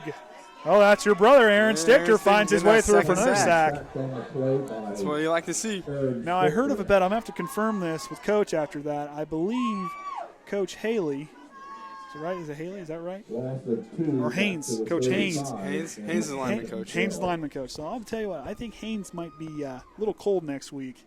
I know they're getting pretty close for a certain agreement between him and the players. Oh, what is? He might lose some hair. He might lose some hair. This is the first time hearing about this one. So I'm going to have to confirm it with the coach after the game. Compton now back under center. Looking for another quick hitter to Smith on the left side, trying to work that play, and Smith's going to go forward for a pretty good gain on first down. They're going to have to shore up that far side of the field, that connection there, as Compton's now starting to throw it a little bit more. Those quick hitters, those screens, always nice. We like to run those in our offense.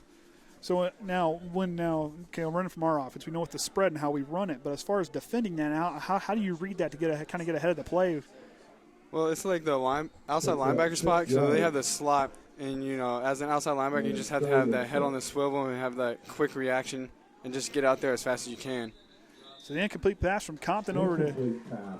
I've been trying to say his name right. It's Houghton, whatever we're going to call it. I don't think it's Hutton. I think that was wrong, but we'll go with Houghton. That kind of looks right. That looks right. We'll go with it, pronouncing at least somewhat. It's hard, man. You got to try to pronounce names. It gets difficult sometimes. Oh, I can tell. But definitely keeping your head on a swivel and watching these guys and see if you can pick up that play as quick as you can. That's one thing these guys have gotten a lot better at. They want to keep that trend going forward, especially facing a Culver team last week. We had a hard time with that 3-headed monster in their backfield. Compton now back out of the shotgun. Chumley with him on his right. Play action fake. He's looking left across the middle, and Jeb Smith all alone again. That's going to be enough for a first down for the Warriors. So the secondary lost Smith there just for enough of space for Compton to get it to him. So that was a missed opportunity right there for our defense to get off the field. So now just brought another 4 downs. Let's see if we can stand tall. Especially being out there being cold. You want to get off that field about as quick as you can. Some of these guys that get warmed up. So Compton now 2 wide receivers on the left, 1 to the right.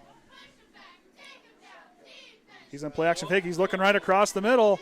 Fox has got it, and Fox is going to get met by Orsund. Orsund's going to try to rip it away. He punched it away earlier, and we saw that big play. Yes. And tries it there, and that'll bring up second down. As they're driving on this series, got to think if they get to fourth down, they're going to go for it. Being behind like they are. So now it's time to bear down the hatches. So 2nd and 7 from the Triton 9-yard line. Winamac looking to try to race that goose egg on the scoreboard for them and see if Triton can stand tall and stop them.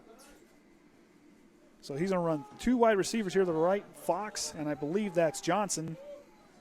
And here's the snap. He's going to look, and he's going to hand off to Chumley, and Chumley's going to try to roll forward.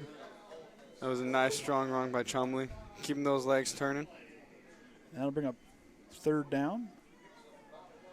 So, like I said, a guy like that's hard to bring down, especially in the cold definitely. weather. You hear the NFL guys and the college guys talk about hitting in the cold weather. It's not something you really want to do. Oh, no. I can speak from it experience. It doesn't feel good on either side of it, does it? It doesn't.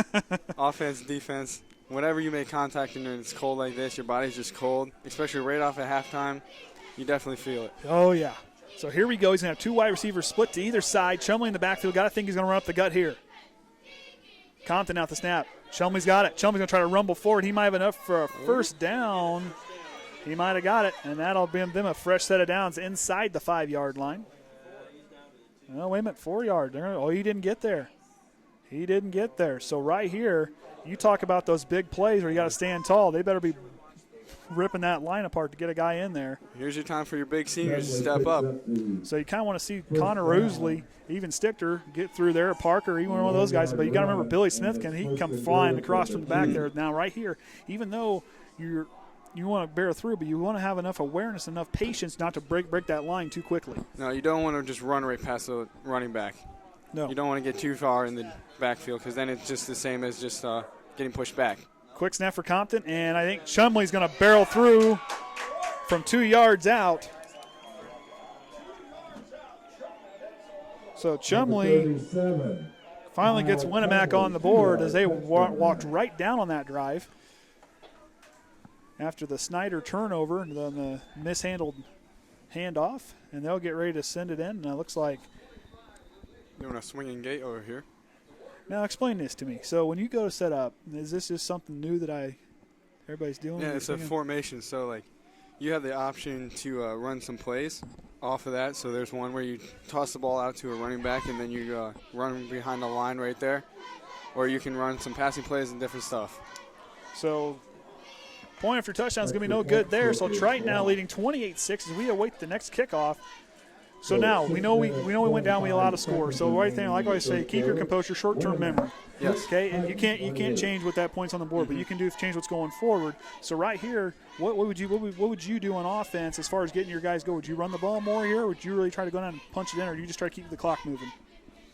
I would just keep running what you're doing, just pounding the ball. We've had some success running the ball. Just keep running it. Those screen passes seem to work really well. It's important just to get that first down, get under your feet, and then just continue drive. It's important to respond here. Now, did you play with gloves when you played? Always. Always. Yeah. So now I got to explain now. I listened to Broncos fans, so I listened to their fan station out there in Denver, and one of the guys Mike Pritchard was talking about today was wearing gloves and how in cold weather games, especially wet games, how wearing gloves, they were talking about playing Nebraska. This is back in the early 90s when they played, and he talked about getting his hands wet, and they all had to shed their gloves after halftime because they couldn't keep their hands dry and or semi-warm. How do you kind of play through that pain with the pain kind of in your hands? You just kind of just suck it up and play, or what do you do? Well, when you have cold hands, it's hard because some of those quarterbacks chuck it pretty hard, and you hit it, and you just it feels like ice are going to break. Yeah, sometimes it can really hurt. So I know in wet games it's important to keep your gloves. For me, it was important to keep my gloves dry and the ball as dry as possible because then, this stickiness still works in your gloves because otherwise it can actually do the reverse effect. Yes. It just slides right through your hands, and you don't want that. You got to figure I never caught a pass from Bo, but I gotta imagine that ball's got to be coming in there 100 mile an hour. Oh, yeah. He definitely has a heat ball when he wants to throw it that. So. All right, pay attention here. They could be going for an onside kick the way they're kind of bunched up. And that's what they're going to do. And Triton, they're going to fall on it. And did they give it to Winamac? We're waiting. According to Winamac's sideline, they have it. And Triton's got it. Players down there. Billy Smith was at the bottom of the pile there. Triton recovers the onside kick attempt. That could have been costly for Triton if that would have went through. Billy Smith very smartly falls on it and tries to land on it. Oh, they changed it. They changed it. Reverse the call. It is Winamac ball. So the officiating crew they can't really send it back to New York to have it checked, but he sends it into the near side of the field, and Winamac's going to take back over, and that Triton defense is going to stay out there. So now with this kind of play like this, you want to keep your composure, watch yourself now. You don't let your emotions take over. Just keep that level head and go through and just make them use that momentum and stop them here on defense as Compton works out the shotgun. Compton's going to try to go deep. He's got Jeb Smith. Jeb Smith gets it. Jeb Smith's going to go untouched. 50 yards for the score. Compton to Smith. That is not what you want, that quick hitter. Delano Shumpert could have had a play on it. Mistimed his jump, and Smith comes away with it. And that's going to draw him in with by now a couple scores.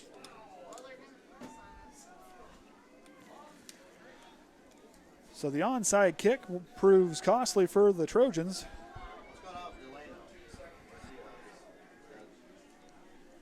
So important now is to respond. You've had some bad drives. Now you need to get back into it. Erase it, short-term memory, and start playing your football. Don't want to get them any more momentum than they already have. Here's a snap. They're going to try to work and pitch back out. Pitch is live. Ball's live. And that's going to be a no-good conversion, and that's going to bring their score now 28-12. You know, that's one thing you kind of watch. I said the last time I broadcast against North Judson, I told Coach, I said, you know, you have good teams, great teams. Good teams are those teams that can compete well. They keep doing the right things, but when one bad thing kind of goes wrong, they can't really get themselves over the hump.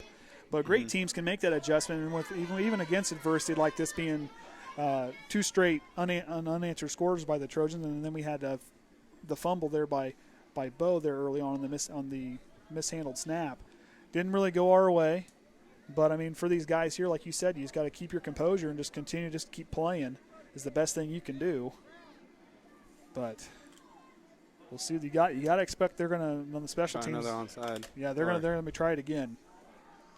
They're having a long conversation there on the far side of the sideline. Last time it is, like we just said, they went for an onside kick. So you got to have your good hands players up there on the lines and be ready just to fall on it. Don't try to take off and run. Just fall on it. Corral that thing. Another important thing is to cover up your teammate. Don't leave them out there to drive. Nope, just cover them up. That's right. Because those guys come in late, they can pop free, and then I mean, if the official doesn't catch it enough time, it can end up being costly. Now you got Bo Snyder up there. Delano Shumpert's right in the middle of the field. Lucas Richmond out there. Andrew Parker. I think that's Coppes here on the near side. And Brandon Linker out there on that front line. I believe that's – I can't tell who's on the far side. Looks like Baxter. No, that's Ernie. I can't tell either. It's hard. Sometimes it gets hard to see with the lights. So here we go. Murray's going to try the onside kick again. He's going to come back to the near side. Parker's got it. Parker falls on it, and Triton hangs on to it. That's good for Parker. Nice play by him. So Andrew Parker, the senior, and there's Brandon Linker. You can't have that. We can't have it. No. I mean, I understand the heat of the game. I know you can't see it through the face mask, at least from up here. But you know there's some talking, and I know that's part of the game. I mean, you watch any game, anybody mic'd up, it's part of the game, and I get that. But the biggest thing is, especially for us guys, and like I said earlier in the season, being a team that's a good team, you know they're going to try to talk and try to do everything they can to get in your head during the game. The biggest thing is, what you got to just forget it and try to keep your guys corralled and let them do the talking and let them get in trouble. Don't let yourselves get in trouble. So here we go, 1st and 10 from their own 49-yard line. So Lucas Richmond in a tight end spot. Caleb Ernie, right? Zachary Ernie, I'll get it right eventually. Zachary Ernie here on the left hip. That's number 40. Zach Ernie is on the left hip. McIntyre's on his right hip. Delano's in the slot right, and Tye Orsund out far right. Snyder now is going to work out of the shotgun. Play action fake, tries to go over top. Can't get it. And Shumpert's got it for enough for looks like a first down. Looks like Bo had to kind of push that ball there. Look, he got a good grip on that. That ball being as wet as it is, hard for the quarterback to get a good throw. Sometimes when it's wet and it's slick, you don't have a good grip. Sometimes it's easy to fall out. And I mean, that towel, he's had that towel all game, so it's kind of hard to keep that towel dry. Oh, yeah. You know, I mean, you've been falling on the ground and using it, trying to keep your hands dry the whole game, so it's not really going to be helping a whole lot now. Brandon Linker comes back. We haven't seen Ethan Berry here in the second half yet. So Zach Ernie, so we're going to run the same set with Snyder and the quarterback and the shotgun. McIntyre's going to get it. Like I said, a motor don't quit, and he's going to rumble forward for the first down. So Hunter McIntyre, like I said earlier, a motor that don't quit, and a young man who's got a lot of potential going forward. He's had some nice runs tonight. Coming in, running hard. That's what you want to see by your younger guys. And especially with that, and like I said, like last year, in the basketball season, those guys, those underclassmen that are going to be kind of playing for you seniors that left the last season, those guys are going to have to learn how to lead. They're going to have to step and lead, and that's a guy, Hunter McIntyre, who's going to be probably heavily leaned upon going forward as he matures. Definitely keep an eye out for him. So Snyder, get ready to set. So he's going to run the same set. Shumpert and Orsund outright. Snyder with the snap, going to hand it off over to McIntyre. McIntyre's going to try to get away, and he's going to get brought down quickly. That looked to be by number 66, Patrick Kiefer. The junior lineman gets in there and brings him down for the loss. Now to bring up second down and long. So now, as far as being you were an underclassman at one point in time. I mean, stand on the sideline. You're not getting much. You're not playing right now. What's going through your mind? What kind of things would you expect as an underclassman to be learning right now down here on the sideline? Well, just being in the game, being focused, and kind of learn the little things where you need to do right, and just keep that mental composure as you see out on the field, the guys. And just keep battling hard, no matter what. That's exactly right. Snyder now the shotgun. Quick hit over here to Tye Orsund. Tye Orsund's got a little bit of space, and he's going to try to go through. And Tye Orsund's going to get a few yards there. That'll be about 3rd and 10, looks like. Picks up 4 yards to the 39. It'll be 3rd and 13.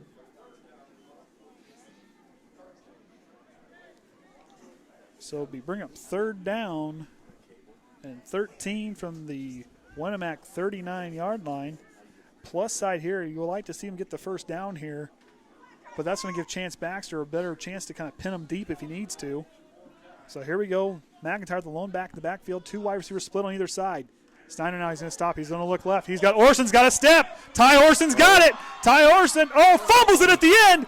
And Winamac's going to give it up the 1-yard line. Jeb Smith again on the 5-yard line. He's going to he's still on his feet. Jeb Smith trying to break free, and he's going to get brought down by, looks like, Delano Shumpert. I'm not sure if Orsund was down. Snyder's pass complete. Is there a flag on the play? Fumble at the 1-yard line.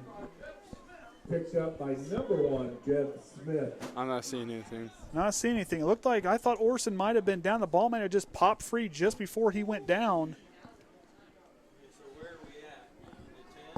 You know, you like to see that battle for those extra yards, but, you know, sometimes you just got to cover up the ball.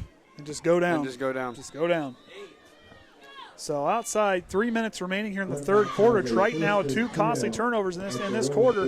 Got to tighten up here. Compton now out of the shotgun. Here comes the pressure, and they're going to bring him down. That was close. Who was in there? That looks like Aaron Stichter. Aaron Stichter, the senior, 3 sacks on the night. Got to be proud of your little brother there on that one. Definitely love to see that. Getting the team hyped. Bringing that spark back. And that's going to pin him down on the 1-yard line. So, big thing to do here. Keep your composure, limit that penalty. Caleb Lemler and Aaron Stichter really like each other on that play. That line, winning that battle in the trenches, has proved costly there for the Warriors. They lost that one. So we'll see if our Trojans can punch through again. Compton, I think Chumley's going to get it here. Billy Smith showing pressure on the right side. Compton's going to get it. Compton's going to get popped quickly. And he got a couple, maybe a yard and a half maybe. So 3rd down and about a couple counties over for the Warriors to see if they can convert. See if our Trojans will stand tall and stop them as Kaden Atkins is going to come in and play corner. And that's going to send Koby Mast out. Both teams making a couple quick substitutions. So now you're down here on the goal line. What kind of thing are you doing? Are you trying to you're trying to bowl through here? Are you going to try to drop back and try to contain them from getting past you? No, it's definitely in the line. You want to win the trenches, as always. And linebackers, just make your cues. Don't try and make a big play. Just make a nice, solid tackle.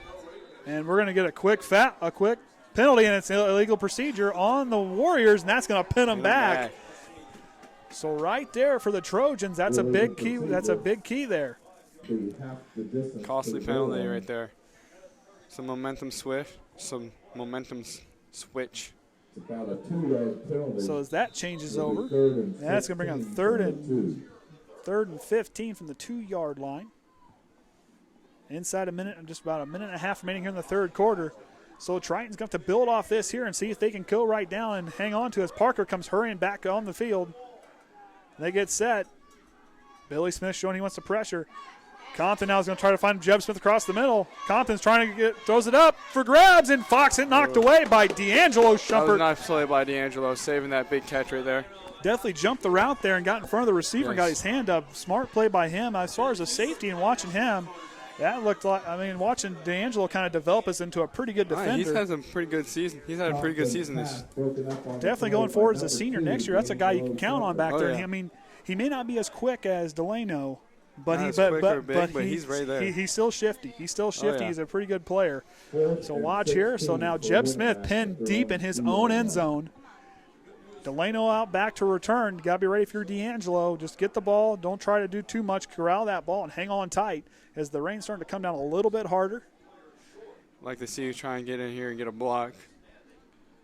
Billy Smith tries to find his way. Billy Smith gets through and Triton blocks it.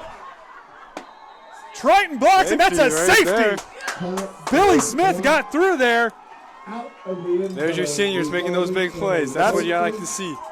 So that's going to put Triton now up 30-12. Billy Smith blocks it. Credit number 75, Billy Smith with the safety. Billy Smith blocked kick, and that safety will put Triton up now by 18. As we move forward, they'll receive it. Now, I haven't seen a safety yet, so I don't know where they usually start to punt from when they do the safety. Got to remember, I know NFL and college rules. High school, I'm got to relearn. I maybe only had 1 or 2 safeties in my career, so I couldn't tell you. All right. I would guess like a 30, 35. Safety is worth 2 points. 20. Oh, So not even close. we'll get the info from your dad. He's helped out quite a bit this season.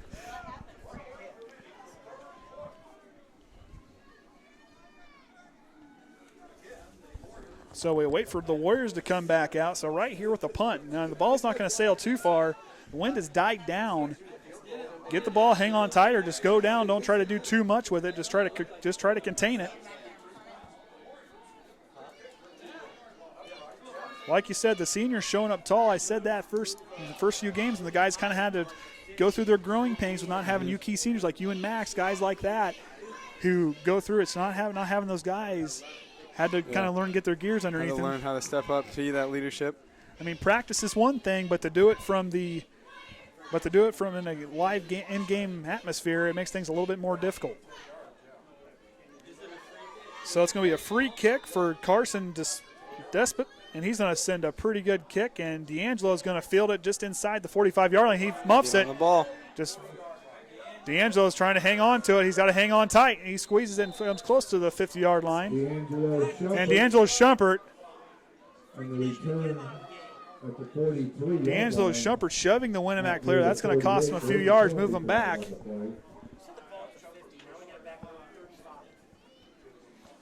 So unsportsmanlike penalty. Costly penalty right there. That's the kind of thing there. It's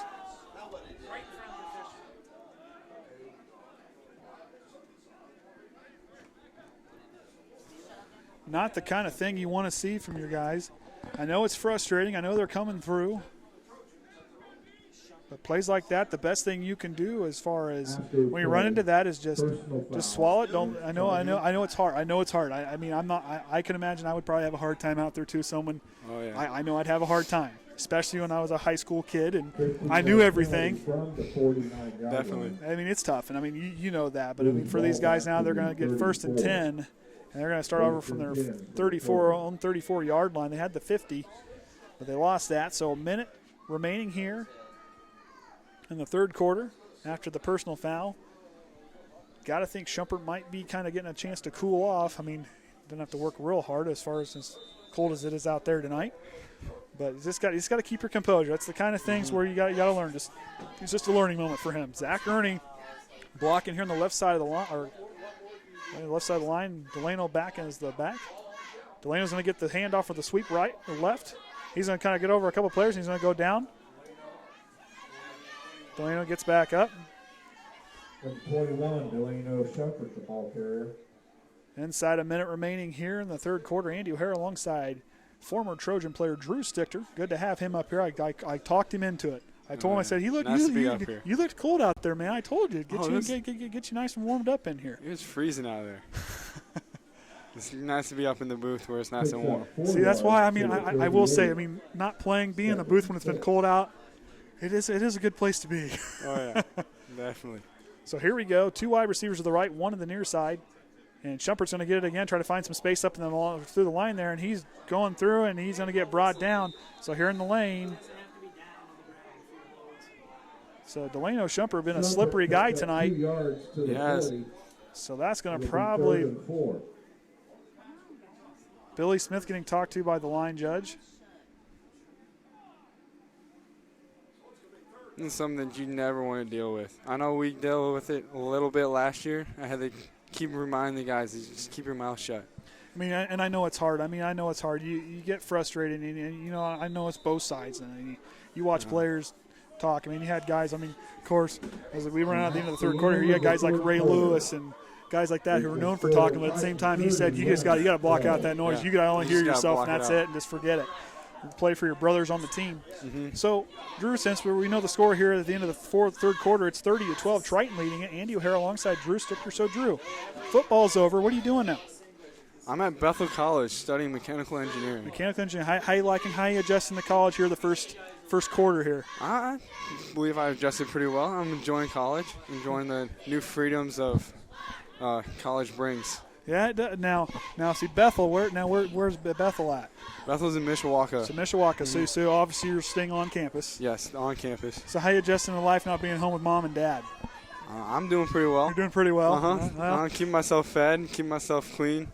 See, all unfortunately, the nice stuff. See, unfortunately for me, I could have went to school, but I had to. School was a little expensive, and I had to live. I had to live at home through school when I went to Ivy Tech. So I mean, getting a little bit of freedom, it was kind of nice. It definitely is. So now here the third quarter, or going here into the fourth quarter, we know that tempers have kind of been, the drama's kind of been high as far as everybody talking. What kind of things are you as a captain telling the guys to prepare for as we go for this final push at the end of the game? I just be telling them, keep your mouth shut. They're going to be talking all night long. You just let them talk. You know, it's ultimately if they're going to try and hit you, if they're going to try to do something dumb, the refs are going to see it because they're looking out for it, especially now since you've already seen some flags. They're going to be looking for it. Just keep your mouth shut and let your playing do the talking. So I just looked down there. Ethan Berry is out of his jersey, down his pads are shed. So got to keep an eye on that for going forward. Snyder's going to pitch over to Delano. Delano's going to try to find the corner. Delano finds the corner, has some space, going to go out, and Jeb Smith. Oh man, Jeb Smith and Delano comes back, and I don't know, but that kid just got his ribs cracked over top of that salamander.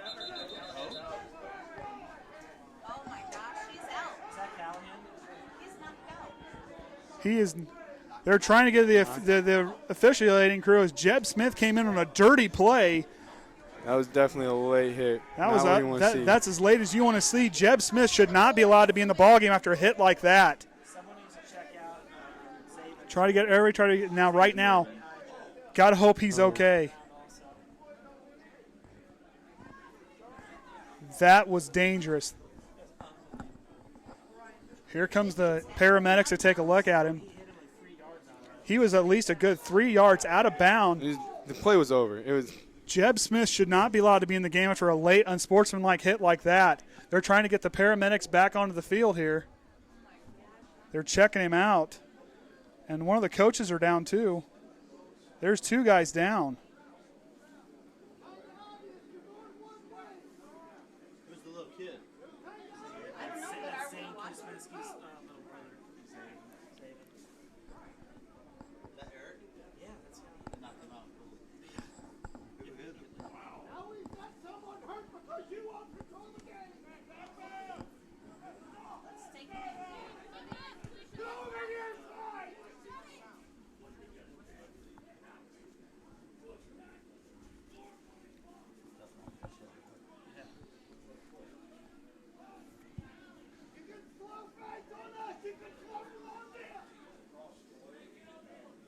Got to pray for the families with the guys that are down. Don't know what's going on, obviously.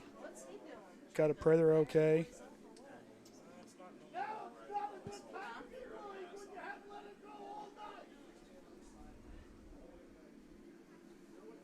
So Ron Brown's going to take his team down to the way to going to let the paramedics going to do their thing as some of the coaching staff and one of the kids standing on the sideline are getting looked at.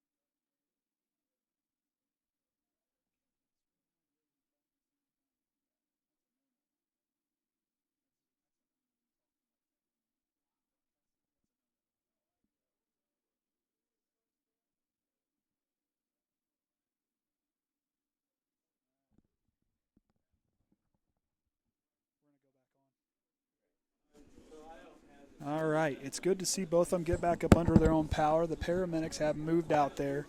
The young man got to walk off. Hopefully he's okay, not many injuries. I know as a parent, I wouldn't want see my son get popped like that. You don't want to see anybody get popped No, like that. nobody. You don't want to see anybody get popped like that. I mean, little kid or not. And this is me. I mean, maybe old school. But if that was one of my kids that came through and did that, I mean, I wouldn't condone. I'd make him take his pads off and send him to the bus right now because I wouldn't be okay with that. I know that's probably me being me, and I know I'm calling for us. Even if it was one of our guys, it should that kind of stuff should never go on in a football game. No, you definitely don't want to see that. So Ron Brown talking to our guys. I got to imagine that he's telling them to keep a cool head. So we got to figure what coaches we have down there on the far talking to the players. I think Rodney Eunice is down there talking. Can't tell which coach this is right here as he's going through some protocol here. Looks like maybe some concussion protocol to see if he's okay. So there's flags all over the place. So I imagine some people are going to get tossed. Or definitely should be.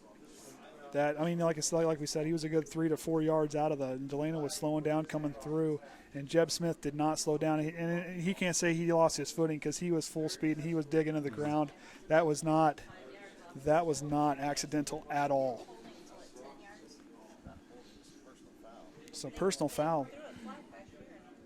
So we'll see what they do. So we got several flags thrown out over the field as the head referee is having a word with head coach Craig Barr over there. So we're going to see what's going to happen. And the scoreboard decide to, oh boy.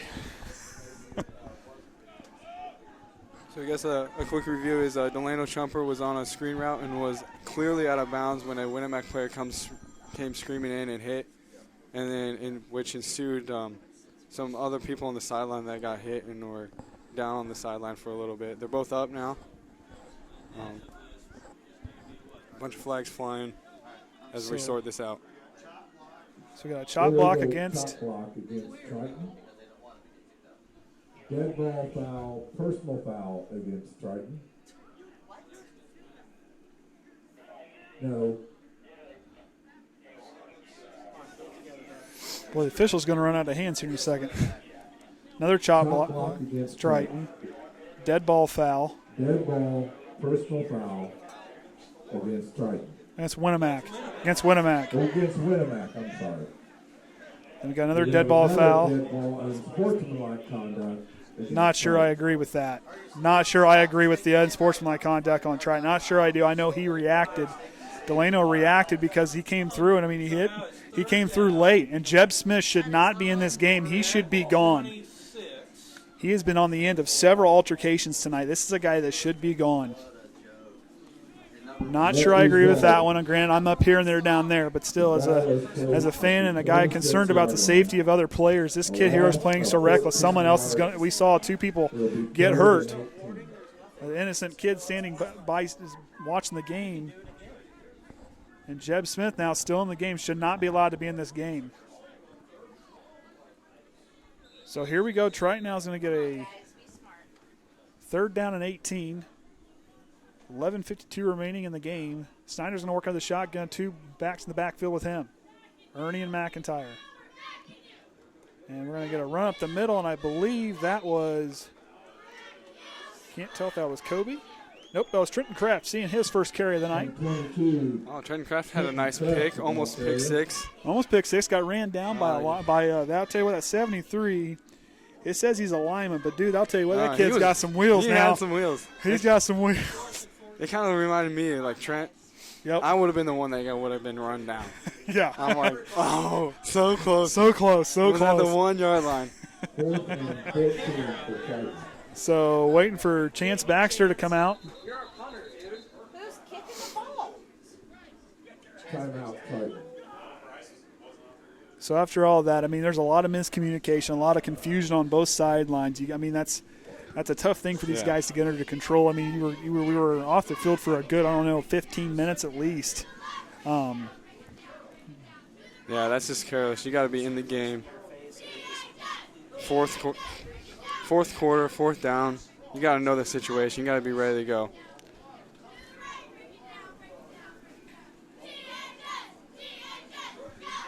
So here we go. Chance Baxter back to punt for the Trojans. Antonio-Cabrera is going to be one of the gunners on the side.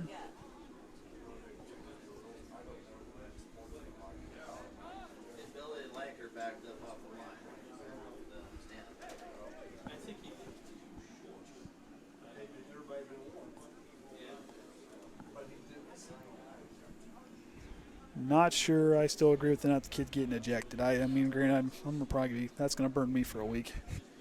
That's okay. No, you don't want to see that, though. No, that's reckless. That's the kind of thing you don't want to ever see. Especially this late in the season when an ejection would cost you a sectional game. Exactly. You don't want to see anybody get tossed out. Baxter with a kind of a short kind of high kick. It's going to bounce. And Orsund and Coppes is going to stop and bring it down. So here we go. It's where Compton's going to take over. With 11 minutes and 5 seconds remaining, Andy O'Hara alongside Drew Stichter for the Triton Trojan Sports Network. Winamac, 45-yard line. Warriors. So Triton leading 30-12. So now right here, we know a lot of emotions, a lot of stuff's kind of running high right now. The biggest thing for these guys to do, remember, is keep your composure. And just keep your head in the game. Play for the guys next to you. Just let those guys do their thing. Forget what number 1 did, and just do everything you can just to stop him and just kind of slow it down and contain him. What's going to hurt him more is a loss on the scoreboard than just trying to hurt the player. Mm-hmm. So Smith now. Oops, Billy Smith looks like a drop back. Coach Compton's going to try to go over top, and that's going to be 36. Dylan Fox, the senior. One of the guys that's been kind of good on both sides of the ball, and that's going to be a big play. So right now we got to contain them. Now the momentum's just kind of all over the place right now for everybody, with Winamac to kind of hit the uptrend. They're starting to pass a lot more in the second half. I mean, we got to look to our secondary to play a little tighter, a little better than this. Got to tighten up definitely on the corners there and watch these guys across the middle of these short intermediate routes, and that's kind of what Compton's been doing, minus the one pass to Jeb Smith that went in for a touchdown. Compton out of the shotgun is going to drop back looking left for – looking like he's directing the guy to go deep. He's trying to get him to drop, and he's going to try to drop into huge. Broken coverage and found a soft spot in the zone. And Jarrett Houghton is going to get the first down, and that's going to put Winamac deep into Triton territory as the rain starts to fall a little harder now. Nope, they're changing it. Changing the call to completed catch. That's multiple times. They've changed the call. Yeah, that's and I know that's this. a little frustrating. And I know with it being high school, I know it's hard. This is for me broadcasting. I mean, we see it up here, but it'd be nice if they could find a way to replay or have somebody or up here like a spotter that's a officiating crew spot and tell spotter. Yeah, and watch that way they can. If there are plays like that, they can be another opinion. And Chumley's going to get it, and Chumley is going to try to bull his way, and he's going to get a touchdown. Chumley from 5 yards out is going to punch it in for his second score of the night. Yeah, like I was saying, it would be nice if you had a spotter or somebody else out on either side. I mean, a neutral person. We had last week against North Jersey, they had a guy kind of officiating, kind of evaluating the officiating crew. You'd like to see somebody like that to really talk and kind of be that next interview with the walkie-talkie, kind of say, hey, no, it was no catch, or a guy on either sideline that's kind of not around that you can't see it. I'll let him do that. So here we go. Compton and company's going to go for 2. Got to figure Chumley's going to be on the receiving end of this one, but keep an eye on Jeb Smith and Houghton, 2 guys who lead the way for the deal. And Jed's going to get it on the sweep, and I don't think we got him. Tackle right there. And he's going to get there. So we had him in the backfield. There was a missed tackle. It's not what you want to see there. So the more concerning factor is, I know Triton here, that kind of was a crushing blow from the whole ordeal. Allow Winamac to pull within 10 as we were leading 28-0 at halftime. This has been not a very good half, and we need to pick it up and start stepping up and finish this game off. I mean, so now as kind of game planning going forward, as far as the offensive side, what's something you would do? Would you keep the ball on the ground here, just try to contain it, and just let your guys kind of go up the middle, or would you try to hit a little more those screen passes to let Delano or Tye try to keep the ball in the middle of the field and try to keep that clock moving? I don't know. I'm not an offensive coordinator, so I don't know. I like to see those short passes, so those short passes really work, especially when rainy. It's hard to throw deep, and so it's hard to hit those bombs, but those short passes, you get them, and then you let your playmakers make a play. So Tye and Delano. Yeah, I mean, because you watch that kind of thing, and we've seen Bo not really get a good handle on the football. No, it's been hard. You can't really throw it deep in this weather. No, it's not something you see. I mean, you see guys like, Peyton or Tom Brady or any guys like that, or even like I said, Elway and Marino, guys had pretty big hands that can throw and hang on. They can really do. I mean, the ball's like a baseball in their hand. To some of those guys, that's a little bit different. But I'm not saying that Bo's not got small hands or anything like that. But for a high school kid who's not as mature with those guys, it's a little more difficult, I would imagine. Oh yeah. So now we're watching off for that onside kick. Definitely do not want to give Winamac back the ball. So the big thing here is fall on the ball. Don't try to make it up and make a play. Fall on the ball. Because the biggest place we can hurt them right now, other than the scoreboard, is that clock. And if we can hold possession and keep Winamac off the field, that'll be a big blow to those guys. So Triton kind of staggered a little bit there and up around the 50-yard line. Billy Smith in the middle. Murray's going to try to kick it. He's going to pop it up over the top, try to find a soft spot, and they're going to come run down, just fall on it. It looks like Triton fell on it, and they did. Triton still got it. A little scare there. They had a player running free. I believe that was Fox on the far sideline, got free and was trying to get through that. Now, it was a good game plan. Of course, I'm for us, but that was a pretty smart game plan by those guys. You had everybody kind of piled up and found a soft spot in that zone, try to drop it in there. That was a very nice game plan. We're all huddled up, ready for that short squib kick, and they just kick it right over you and you just run and get it. We were lucky we covered it up, and now we're ready to start driving. So now if we get that drive going, like I said, first down, just keep that clock moving, keep that defense on the field. Yeah, will be huge for the Trojans. So I'd be telling them right now is let's just get that first down. Just get the next first down right here. That's what you'd be focusing on. So Snyder with 5 seconds on the play clock. Out of the shotgun. Here's the snap. Hands it on over to Hunter McIntyre. Hunter McIntyre's going to rumble forward for me for a couple yards. Hunter McIntyre, the ball carrier.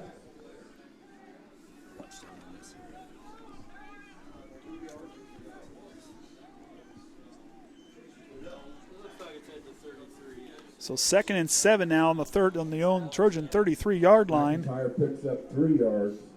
2nd and 7. He just hit into it. The kid just bounced off it. We didn't see it. So here you go. Snyder the shotgun, single back in the backfield, 2 wide receivers split to the right. Bad snap. And not sure Snyder went down. They blew the play dead pretty fast, and it was. That ball was still alive. I'm not sure. Yeah, still a live ball. No gain on the play. Nice job. 3rd and 7. So the officiating crew has been very busy here in the second half. So here we go, 3rd down and 7. Let's see if the Trojans can compete here. 3 wide receivers to the right, Orsund out, single solo left, McIntyre in the backfield. Snyder's going to try to keep it, pitches over to McIntyre. McIntyre's got to clamp down, hang on to. He's trying to find the corner, trying to get around Hooten, and Hooten's going to tie him up, and Hooten's going to bring him down.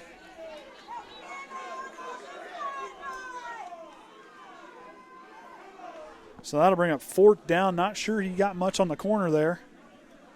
I know they were trying to get the edge, but it didn't like they really got it. Hooten was one of the Warriors, looks like, sealed off that edge. And that'll bring up 4th down and 4. So got to think what they got to do here. Baxter didn't get a big, deep punt the last time. Bo Snyder coming back out. I don't see Baxter, so they got to be going for it here. So this is going to be key. Big 4th down right here. Just get the first down, 4 yards. So big boy football now. 2 all wide, empty backfield for Snyder. Got to be able to get rid of it quickly. Got to think of a pick play to the left. And we're going to get a timeout by Winamac. Threw them off. Timeout, Winamac. Let's go over here, talk it over. So Craig Barr called timeout for his Warriors, the first timeout of the second half.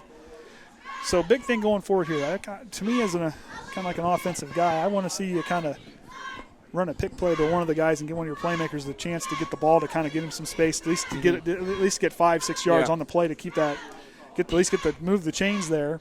Yeah, it's definitely just these are the plays where you give the ball to your playmaker and you let your playmaker make a play. Exactly. Mm-hmm. And we saw that one of the games against Culver where Delano was that guy when they were on 3rd and 21. He took it to the house for 71 yards out.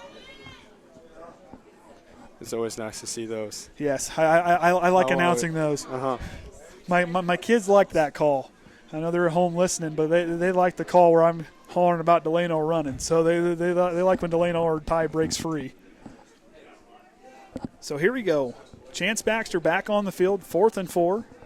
But keep an eye on, we've seen Snyder and Orsund pick the ball here on the snap and take off with that ball being slippery. So it's going to be kind of a hard thing to do here as Fox and Smith are back deep to return the kick for the Warriors.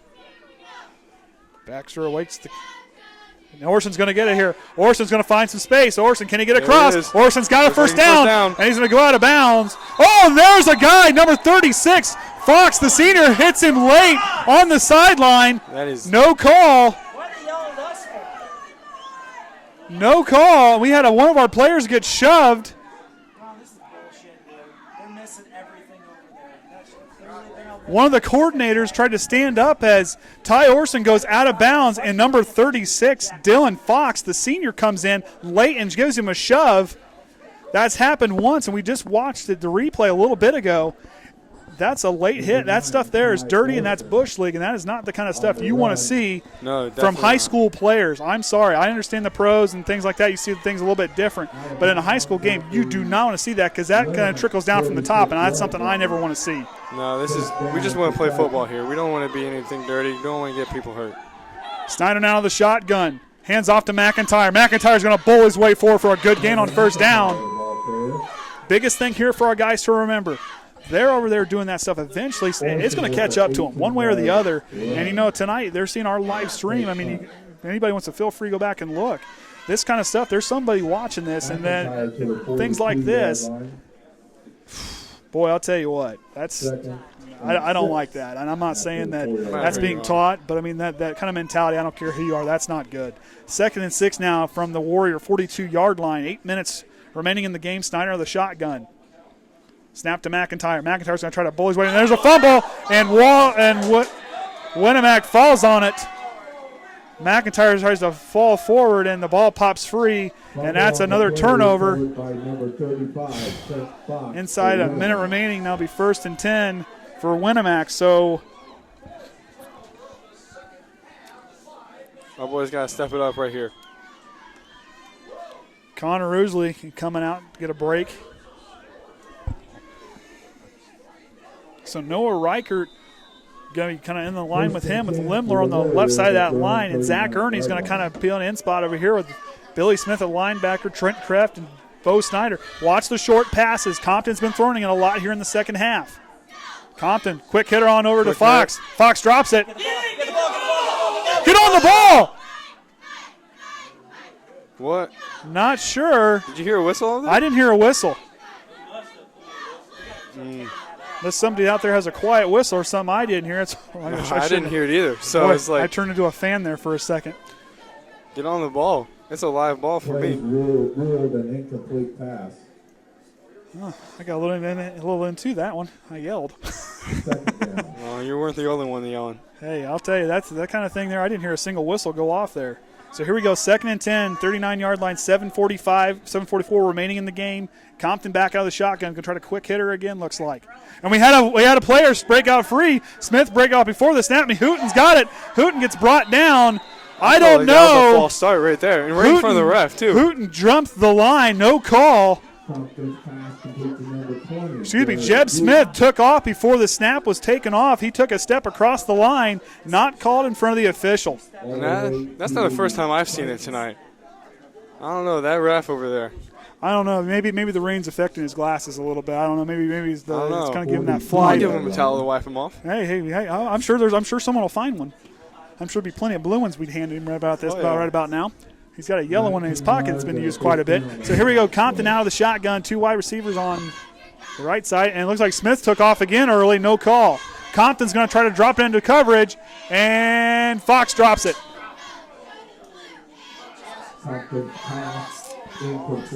I don't know, but I would be keeping an eye on Jeb Smith. Has been jumping the snap each of the last 2 plays. Just seems like a half second too early. I mean, if that was the NFL, he'd be getting a flag each time. Or college, he'd be getting a flag every time. That's where I said that spotter official would be something you'd want to see, because you could see that up here, get another person watching it. He might have to be in his own room, though. I don't think he could be with all the other coaches and all of us up here. Yeah, you get some major influence if you were with us. I could imagine. Compton now in the backfield is going to drop back. He's going to try to look left. Nope, nothing there. Zach Ernie's trying to run him down. Compton drives to drop it, and the ball's in the air free, and no good. Intended for Jeb Smith. Triton standing tall on defense. Brings up 3rd down and 10. It's kind of things you want, like you said, you want to see, stand tall. They did this against certain key moments. I mean, like they stopped a Pioneer team, stopped those guys cold on a drive. I mean, like I said, we're still the 2nd team in the state to score on those guys all season. Us and LaVille are the only 2. Nice. But then we did it against Bremen. We did it against Culver. Culver had a 4th down and 2, and we forced a fumble from Carter Stevens. He's fumbled it. So right here, 3rd down and 10. You'd like to see Triton pop through him, see if they can get on the receiving end of a fumble. Maybe Aaron getting that 4th sack of the night. Or that too. Your brother's on fire down there. He's warm down there along the line. He's had a pretty nice season. Yeah. Or a pretty nice game. Yes, he's had a good season as well. Can't forget that one. Oh, and they're going to take off early. Now you can't miss that one. I'll tell you what. A person who can't see is sitting in the dark about 3 states over would have saw that one. I'm sorry. Oh, yeah. I mean, there's no way I'm missing that one. Well, they saw that one from Pluto, folks. Finally, they call it. 3rd time's a charm, at least for us. Their guys jumped the line 3 times. 3rd time's called. Now it's important. Don't give Winamac anything easy. No stupid penalties right here. Just make a nice, solid play. So here we go, 3rd and 15. Keep them in front of you. Compton now, 2 wide receivers split on either side. Looked like a player started early again. He's going to try to air it out. Up in the air. And pop free. Incomplete. Ooh. I mean, I'm not an official, but I'm sorry. But you see a guy take off for that ball snap. So I'm watching the ball, and it looks like one of the receivers is taking a half a step before that snap is actually taken off. I imagine being right on the line, working straight down, I imagine that you would be able to see that. I mean, I know. I see the slightest movement when I was on the linebacker and any of the linemen. I would see any slight movement. So, I mean. Well, and you watch like Thursday night. If you watch one of the guys that are on the line, I mean, or I guess it was Sunday. One of the guys, one of the Titans just barely twitched. And they're calling it. Yeah. Barely twitched. I mean, he just a little bump, and it was all she wrote. Compton out, 4th and 15. This could be a big play. Going for it. So here we go. Compton drops it short to Johnson, and Johnson's not going to get there, and that's going to be a turnover. So Triton's going to take over. We got a late flag coming in. Boys, you need to just be quiet. Just back off. Don't talk to him. Looks like it could be on Winamac, the way the Triton players are standing around as they're having a talk. Compton's pass was complete to number 3, Tyson Johnson. So Tyson Johnson, the receiving end there. Got us who this penalty is going to be. And they're going to call, I think, on Triton.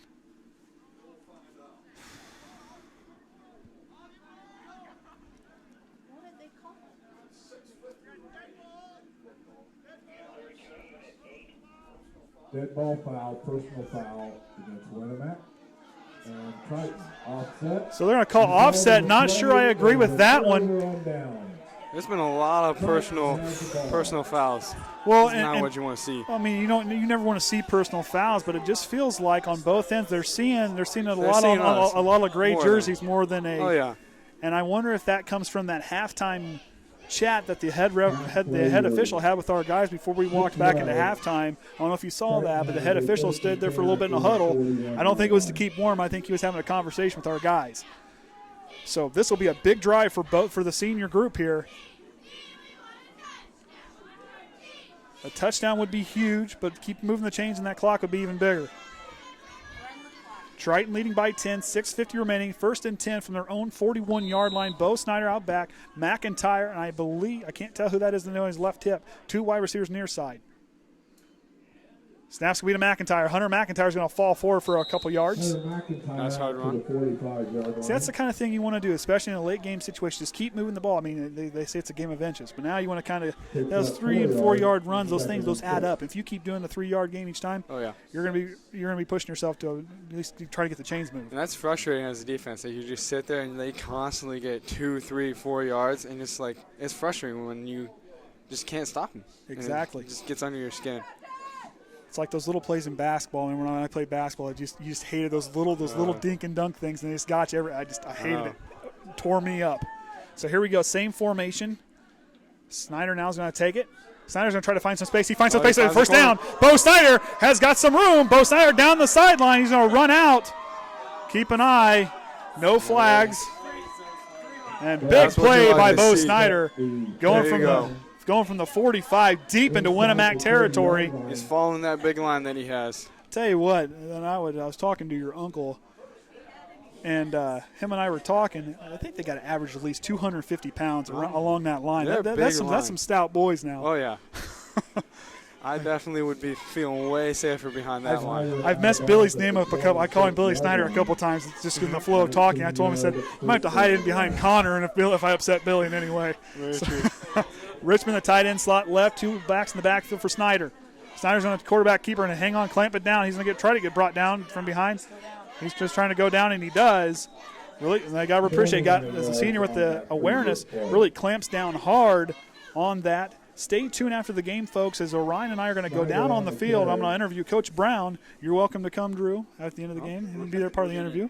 Oh, yeah. We're not going to do it live. We're not going to do it live, so we will post it later tonight. So stay tuned with us for the rest of the game here. But like I said, later tonight or tomorrow, too, stay tuned. And once again, another shout-out to all those who donated the $300 for us to be able to broadcast the game against Culver next week for the first game of sectionals. That is very much appreciated. Richmond at the tight end slot, 2 wide receivers to the right. Hand off to McIntyre. McIntyre breaks free, and he's going to punch it in. Triton with another touchdown. Hunter McIntyre from 24 yards out. Yeah, that's what you like to see. Just punching it right down the middle with your big line. 24 yards out. So Hunter McIntyre, like I said, a motor that don't quit, a guy who plants his foot and can take off and run a mile, shows off his speed there and his very patient running ability, and he punches it in. Triton goes up 36-20. You know, you got to kind of, as a young player, kind of wave off that fumble early on. I mean, it's slippery out. I mean, if it's one thing for it to be a dry night. It's one thing for him to go. It makes it tough. Snyder now is going to go for 2. See what they're going to run here. Snyder's going to drop. He's looking across the line, trying to find somebody open across the middle, and ball pops free, and that's going to be the score now, 36-20. Triton leading late in the fourth quarter. Andy O'Hara alongside Drew Stichter, who's joined me after halftime here for the Trojan Sports Network. So what do you think going against a team like Culver? Did you get to watch any of the Culver or watch us play them at all? I was here for the Culver game, and it was closer than I would have liked it, but, we got to pull the win off. And it was nice to see. That's going to be a tough game for first game of section, especially in their house. It's going to be it's going to be a tough game, especially Culver's that running game. Tough. I don't know how it is, but no matter what the skill level, no matter what the record is, they always just seem to play us close. Now see, and that we had when I went to Warsaw, we had a couple teams. We had one team like that. I mean, every year it was like, well, at least when I was in school, Wawasee was that team. Yeah. I mean, granted, we were both. Neither team was that leading the conference team, but both teams were about middle of the road. They were kind of the lower tier. But every time those two teams faced off, it was a dogfight. It was a dogfight. It was a dogfight. And I remember, like we had in Neston, I mean, Northwood was another team that Northwood obviously number 1. Warsaw lost by 1 last week in that game, but that was a team always played us. I remember Jake Rogers, who went to Cincinnati to kick field goals, was a grade ahead of me. I remember him kicking a 65-yard field goal to win it, or to put them up. I mean, it was big. Those were always good games. We'll see what Linker does here. Deep kick, so he sends it deep back to Jeb Smith. Jeb Smith inside the 15 is going to take off and go. And he's going to get a couple guys, Bo Snyder, and McIntyre tushes him out of bounds. Nice to see. Jeb Smith, John down in right front, and they caught finally. Sent him out. Get him. Hunter McIntyre brought him down and released him right there, and the officials finally call it. Now let our boys be quiet. Now the biggest thing is just let him get in trouble. That's a guy that needs to go. That's several unsportsmanlike conduct on him tonight. He should be gone. He's been causing some trouble tonight, definitely. And, I mean, the late hits, the things like that, the John, he should be gone. It was clearly Hunter McIntyre didn't do anything. He just wrapped him up, let him go. And he was trying to get himself free, and he rolled away, and he did the smart thing by releasing his hand and say, hey, I'm not touching him. I'm not doing anything. I'm trying to get away from him. Smart heads-up play, good mental awareness of that young man. So now on defense, 36-20 with under 5 minutes remaining in the game. Triton leading it. Here just keep them in front of you and play smart defense. Contain them, watch the passing games. You know Compton's going to come out throwing. As there's a long conversation on the sideline, and the head official's going to head out. And I think he had a couple unsportsmanlike conduct against him. First down, so it's going to move him back. So it looks like it's going to be just looks like the 16-yard line is where they're going to start off here. I was going to say now inside the 50, so now they're on the 14-yard line. So 1st and 10 from their own 14-yard line, where Russell Compton, the freshman, is going to start off his drive here. This could be a big drive for Triton. So keep your heads to the game. Just watch it. Get some pressure on the quarterback. Don't let him have all the time to throw in the world. And here comes some pressure. Finds Jeb Smith on the far sideline. He's going to try to find his way for a first down, and he's going to maybe get there. Compton's pass complete to Jeb Smith.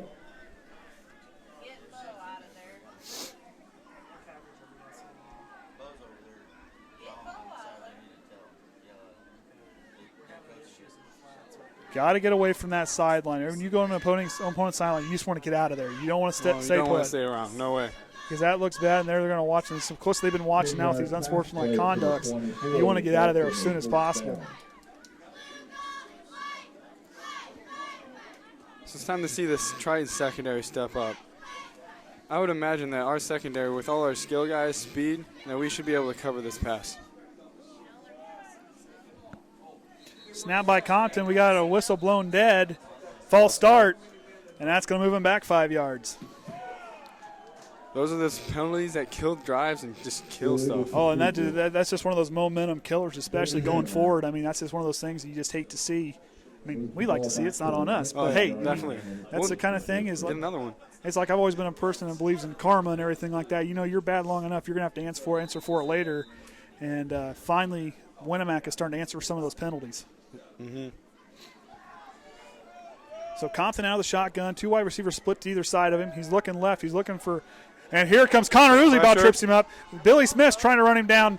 Billy Smith popped away. Ball's thrown away, and it's low. It's no good. Was incomplete. He past the line of scrimmage? He might have been past the line of scrimmage. I agree with you. He might have been. It was close. It was getting close. It's not. You don't see that very often, but we saw it a few weeks ago.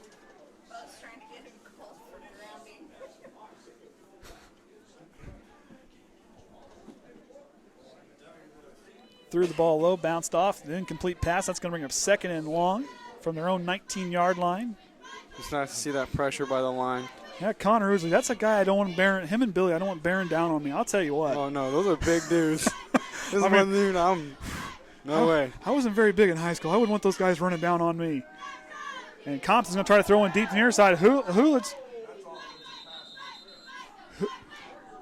I can't say his last name. Hooten looked like he had his hands all over D'Angelo Shumpert, or Kaden Atkins. Kaden was on the coverage there. Smart by him to kind of break off there. But it looked like Hooten had his hands all over, and those boys were kind of tied up well down the field. Brings up a 3rd and 15. You know, sometimes you just got to let the boys. Just let them go. It's just, fight. Hey, the ball's incomplete, now it's 3rd and 15. Just be happy. Hey, he didn't catch it. Just be happy. Didn't catch it. Let's move on to the next play. So here we go. 3rd down, 15 from their own 19-yard line. 4:36 remaining in the game. Compton under center. Drop back. Quick hitter to Jeb Smith. Throws it away. And that'll bring up 4th down. Heard the whistle that time. Well, he heard it that time. Definitely blown down. It worked on that one. Someone must have one of those. Must have an older whistle. Doesn't work out real well over there. It must have a hole in it where it doesn't get all the airflow, I guess. So that was a nice stand by the defense. Get a quick 3 and out for Winamac. So now with being on a punt team, just don't try to do much with it. Just try to get a hold of it and clamp down tight on that thing and hang on to it tight. Now what are they going to do here? No, looks like Compton's going to go for it. 4th and 15 from the own 19-yard line. Triton can stop him here. This could be the ball game. Compton now trying to go deep. He's got Fox alone and steps in front of it. Who was that? Was that D'Angelo Shumpert? One of the Shumpert boys. That was D'Angelo Shumpert. The junior steps in with a big play, and that's a turnover on downs. Now Triton here can go down and punch it in and put this game out of reach. Yeah, I mean, to me, it's out of reach now. 6 down, 16 points. I don't know. Still a lot of time left. A lot of time. They put up some 2 quick scores. Yeah, right so early so on. don't count them out yet. But right here could be that one of those put-away drives that you always hear them talk about. Final nail in the coffin right here. Silence them and get them on the bus. Oh, yeah.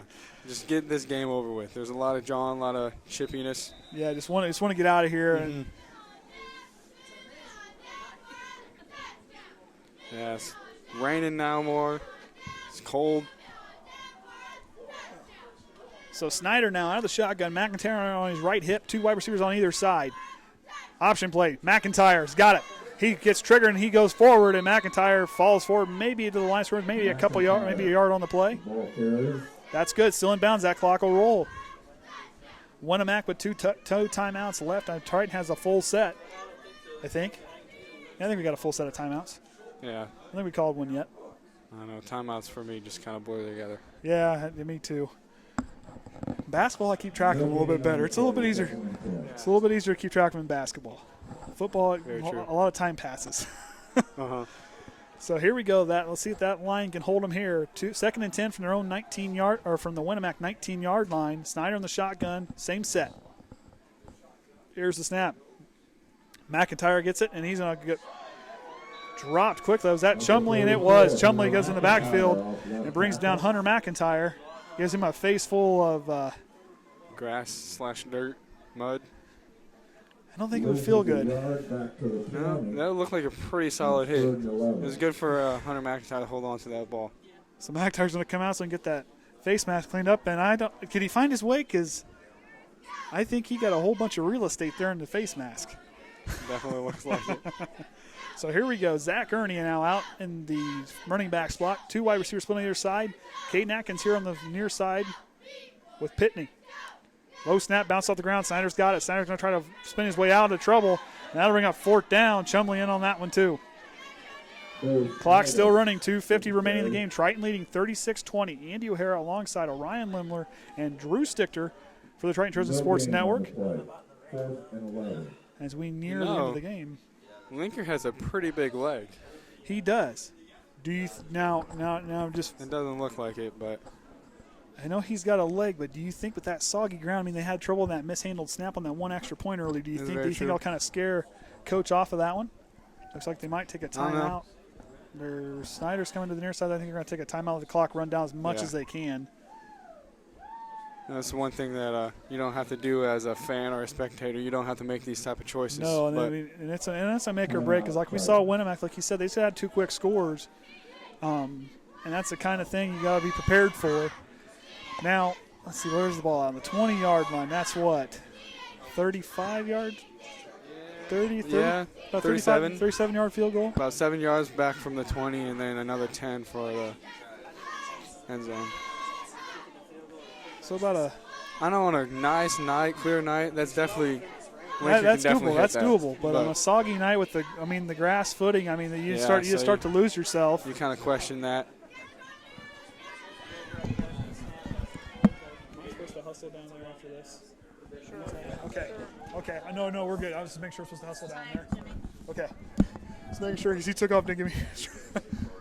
So, like I said, look out later for this evening or tomorrow for the post-game interview with Head Coach Ron Brown. We're going to try to get one. And Ryan's going to go down there and try to get me a spot, and I'll go hustling down here as soon as the game's over with. Drew, I appreciate being up here tonight. Really have, Thank you for letting me be up here. Yeah, you're welcome to come down for the post-game interview, too. We can hustle down there. Yeah. I'm sure he'll like to have you down there. It looks like they are kind of going to line up for a field goal here. Linker now with about a 37-yard field goal attempt. Kicks down, holds good. Linker's going to drive it, and it's going to fall about a yard short. Barely short. So that's going to give the ball back to the Warriors on their own 20-yard line with 2 minutes and 10 seconds remaining in the game. Triton leading by 16. Triton turns the ball over on Well, down. defense wins the games. Winamac Defense wins championships. Hey. Defense wins the games. There it is. That's exactly right. I mean, you can put up as many points as you want, but if you can't stop them on the other side, those points mean nothing. Mm-hmm.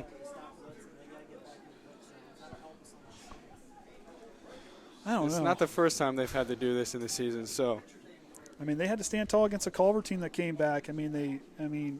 Okay, I granted the Bremen game was a tough game, and you watch that game, but they stood tall with a very talented team for a quarter, almost 2 quarters. And Pioneer, they held with them in the first quarter. They held with 1-score game, and that's not, most teams haven't done that all season. held Knox when they needed to. Exactly. Compton now hands off to Chumley up the middle, and Chumley's going to get stopped by that big offensive line. Parker in there leading the way with Stichter. 37, Kyle Chumley, the ball carrier. Maybe no gain on the play, looks like. No gain So they're going to go no huddle now inside 2 Get their minutes. defense ready. And they take off. Where's the flag? Boy, that was blatant. That's the second one right there. Come on. illegal procedure. Some miscommunication on Winamac's side as your receivers are jumping and your line's not. But like we said, there in that one drive, they were Smith jumped twice, about a half a step early. No, that reminded me a lot of the last year's Culver game. Anderson would do the same thing. He would just start rolling just a tad early, and you're just like, it was like that all night. I mean, you watch that. It's kind of things like, okay. I know I picked that up as an outside linebacker staring down the line. Compton now, here comes the pressure. He's going to get some space out to the outside. He's trying to drop it across to, I believe that was Smith, and they think it's incomplete. No, it's not Smith, is it? Can't tell. Looks like him. 30, Nope, that's three. That's Johnson. That's Tyson Johnson, the sophomore. So minute 40, 3rd and 15. 3rd and 15, minute 40, 36-20 to score in the waning moments of the game here. Some big plays coming up. So this could be a big play here. I mean, you're going to have to stop them 2 more times because you know they're not going to punt it away. They're going to try to go for it. So got to watch what they do here. Compton out of the shotgun. Chumley in the backfield with him. Wide receiver split on either side. Here's how you go out of the shotgun. Quick hitter across the middle. Hooten's got it. Hooten's got some space. Runs over a guy still on his feet, sliding around, and he's got a first down. About a 16-yard gain there. That's the kind of thing you don't want to have. You kind of see these boys try to jump the routes, and it's like sometimes you just need to get the receiver down and not try to make the big play. That's the kind of thing you got to kind of be that awareness, especially know the with situation. Know the change. Exactly. Know the situation. Here we go. Compton back out of the shotgun. Hooten and Smith here on the near side. 18-yard pass play. Compton out of the shotgun looking for Hooten. He's trying to find somebody to get him open. Waiting for time. Tries to drop it down over to Smith. Incomplete. Bounce off a Trojan player. That went off of Tye Orsund.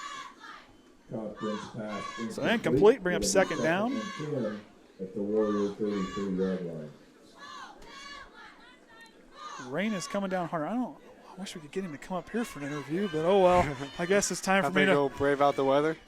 I guess I'm gonna have to man up here a little bit. I did it for a half. Oh, you did for a half. I suppose I could do it for about 10 minutes. I did come out of it, so true. I talked you into it. It's good. It's good to have someone. It's good to have another football guy up here to kind of talk with, especially knowing the system, knowing the school, and everybody out there. It's nice to have you up here. Compton out of the shotgun. There's another early. He took off for that ball with snap. Compton working. And Billy Smith fumbles it. And Winamac, they're called incomplete. Says his arm was going forward. Where was he throwing the ball? Then, intentional grounding? I mean, there's no receiver around. And that's an ineligible receiver if the lineman picks it up. There's no receiver there. That's all lineman. Because if you look, his arm wasn't even – I mean, he wasn't even – It was just like a shovel. It was like a shovel pass. So, okay, I guess 3rd and 10 now. That's the difference between a senior quarterback and a freshman quarterback. Exactly. So you like to see Ousley and Smith get through there. Those guys bust through, or Stichter bust through again and try to push that line. Here comes Parker. And fires a crossover to Johnson and laid out big. Who's that? Is that Trenton Kreft? That's Trenton Kreft. That was a good hit. That was a nice hit. Wrapped him up well, brought him straight to the ground. Smart play by him. That'll bring up 4th down 8 inside a minute remaining. Triton leading 36-20. Ball's on the 37-yard line. Big play right here. Stop and get the ball back. Just let the clock run. And I don't think they stopped the clock. So here we go. 40 seconds now. Clock's still running. Triton's going to come away with this one. And now we're going to get something.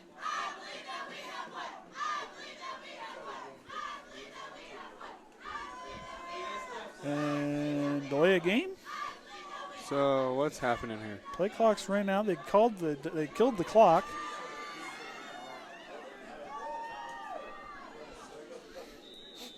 So here we go. 4th and 8. Clock's running now. Compton on the shotgun. Triton's got to stop and get one more stop here and run it out.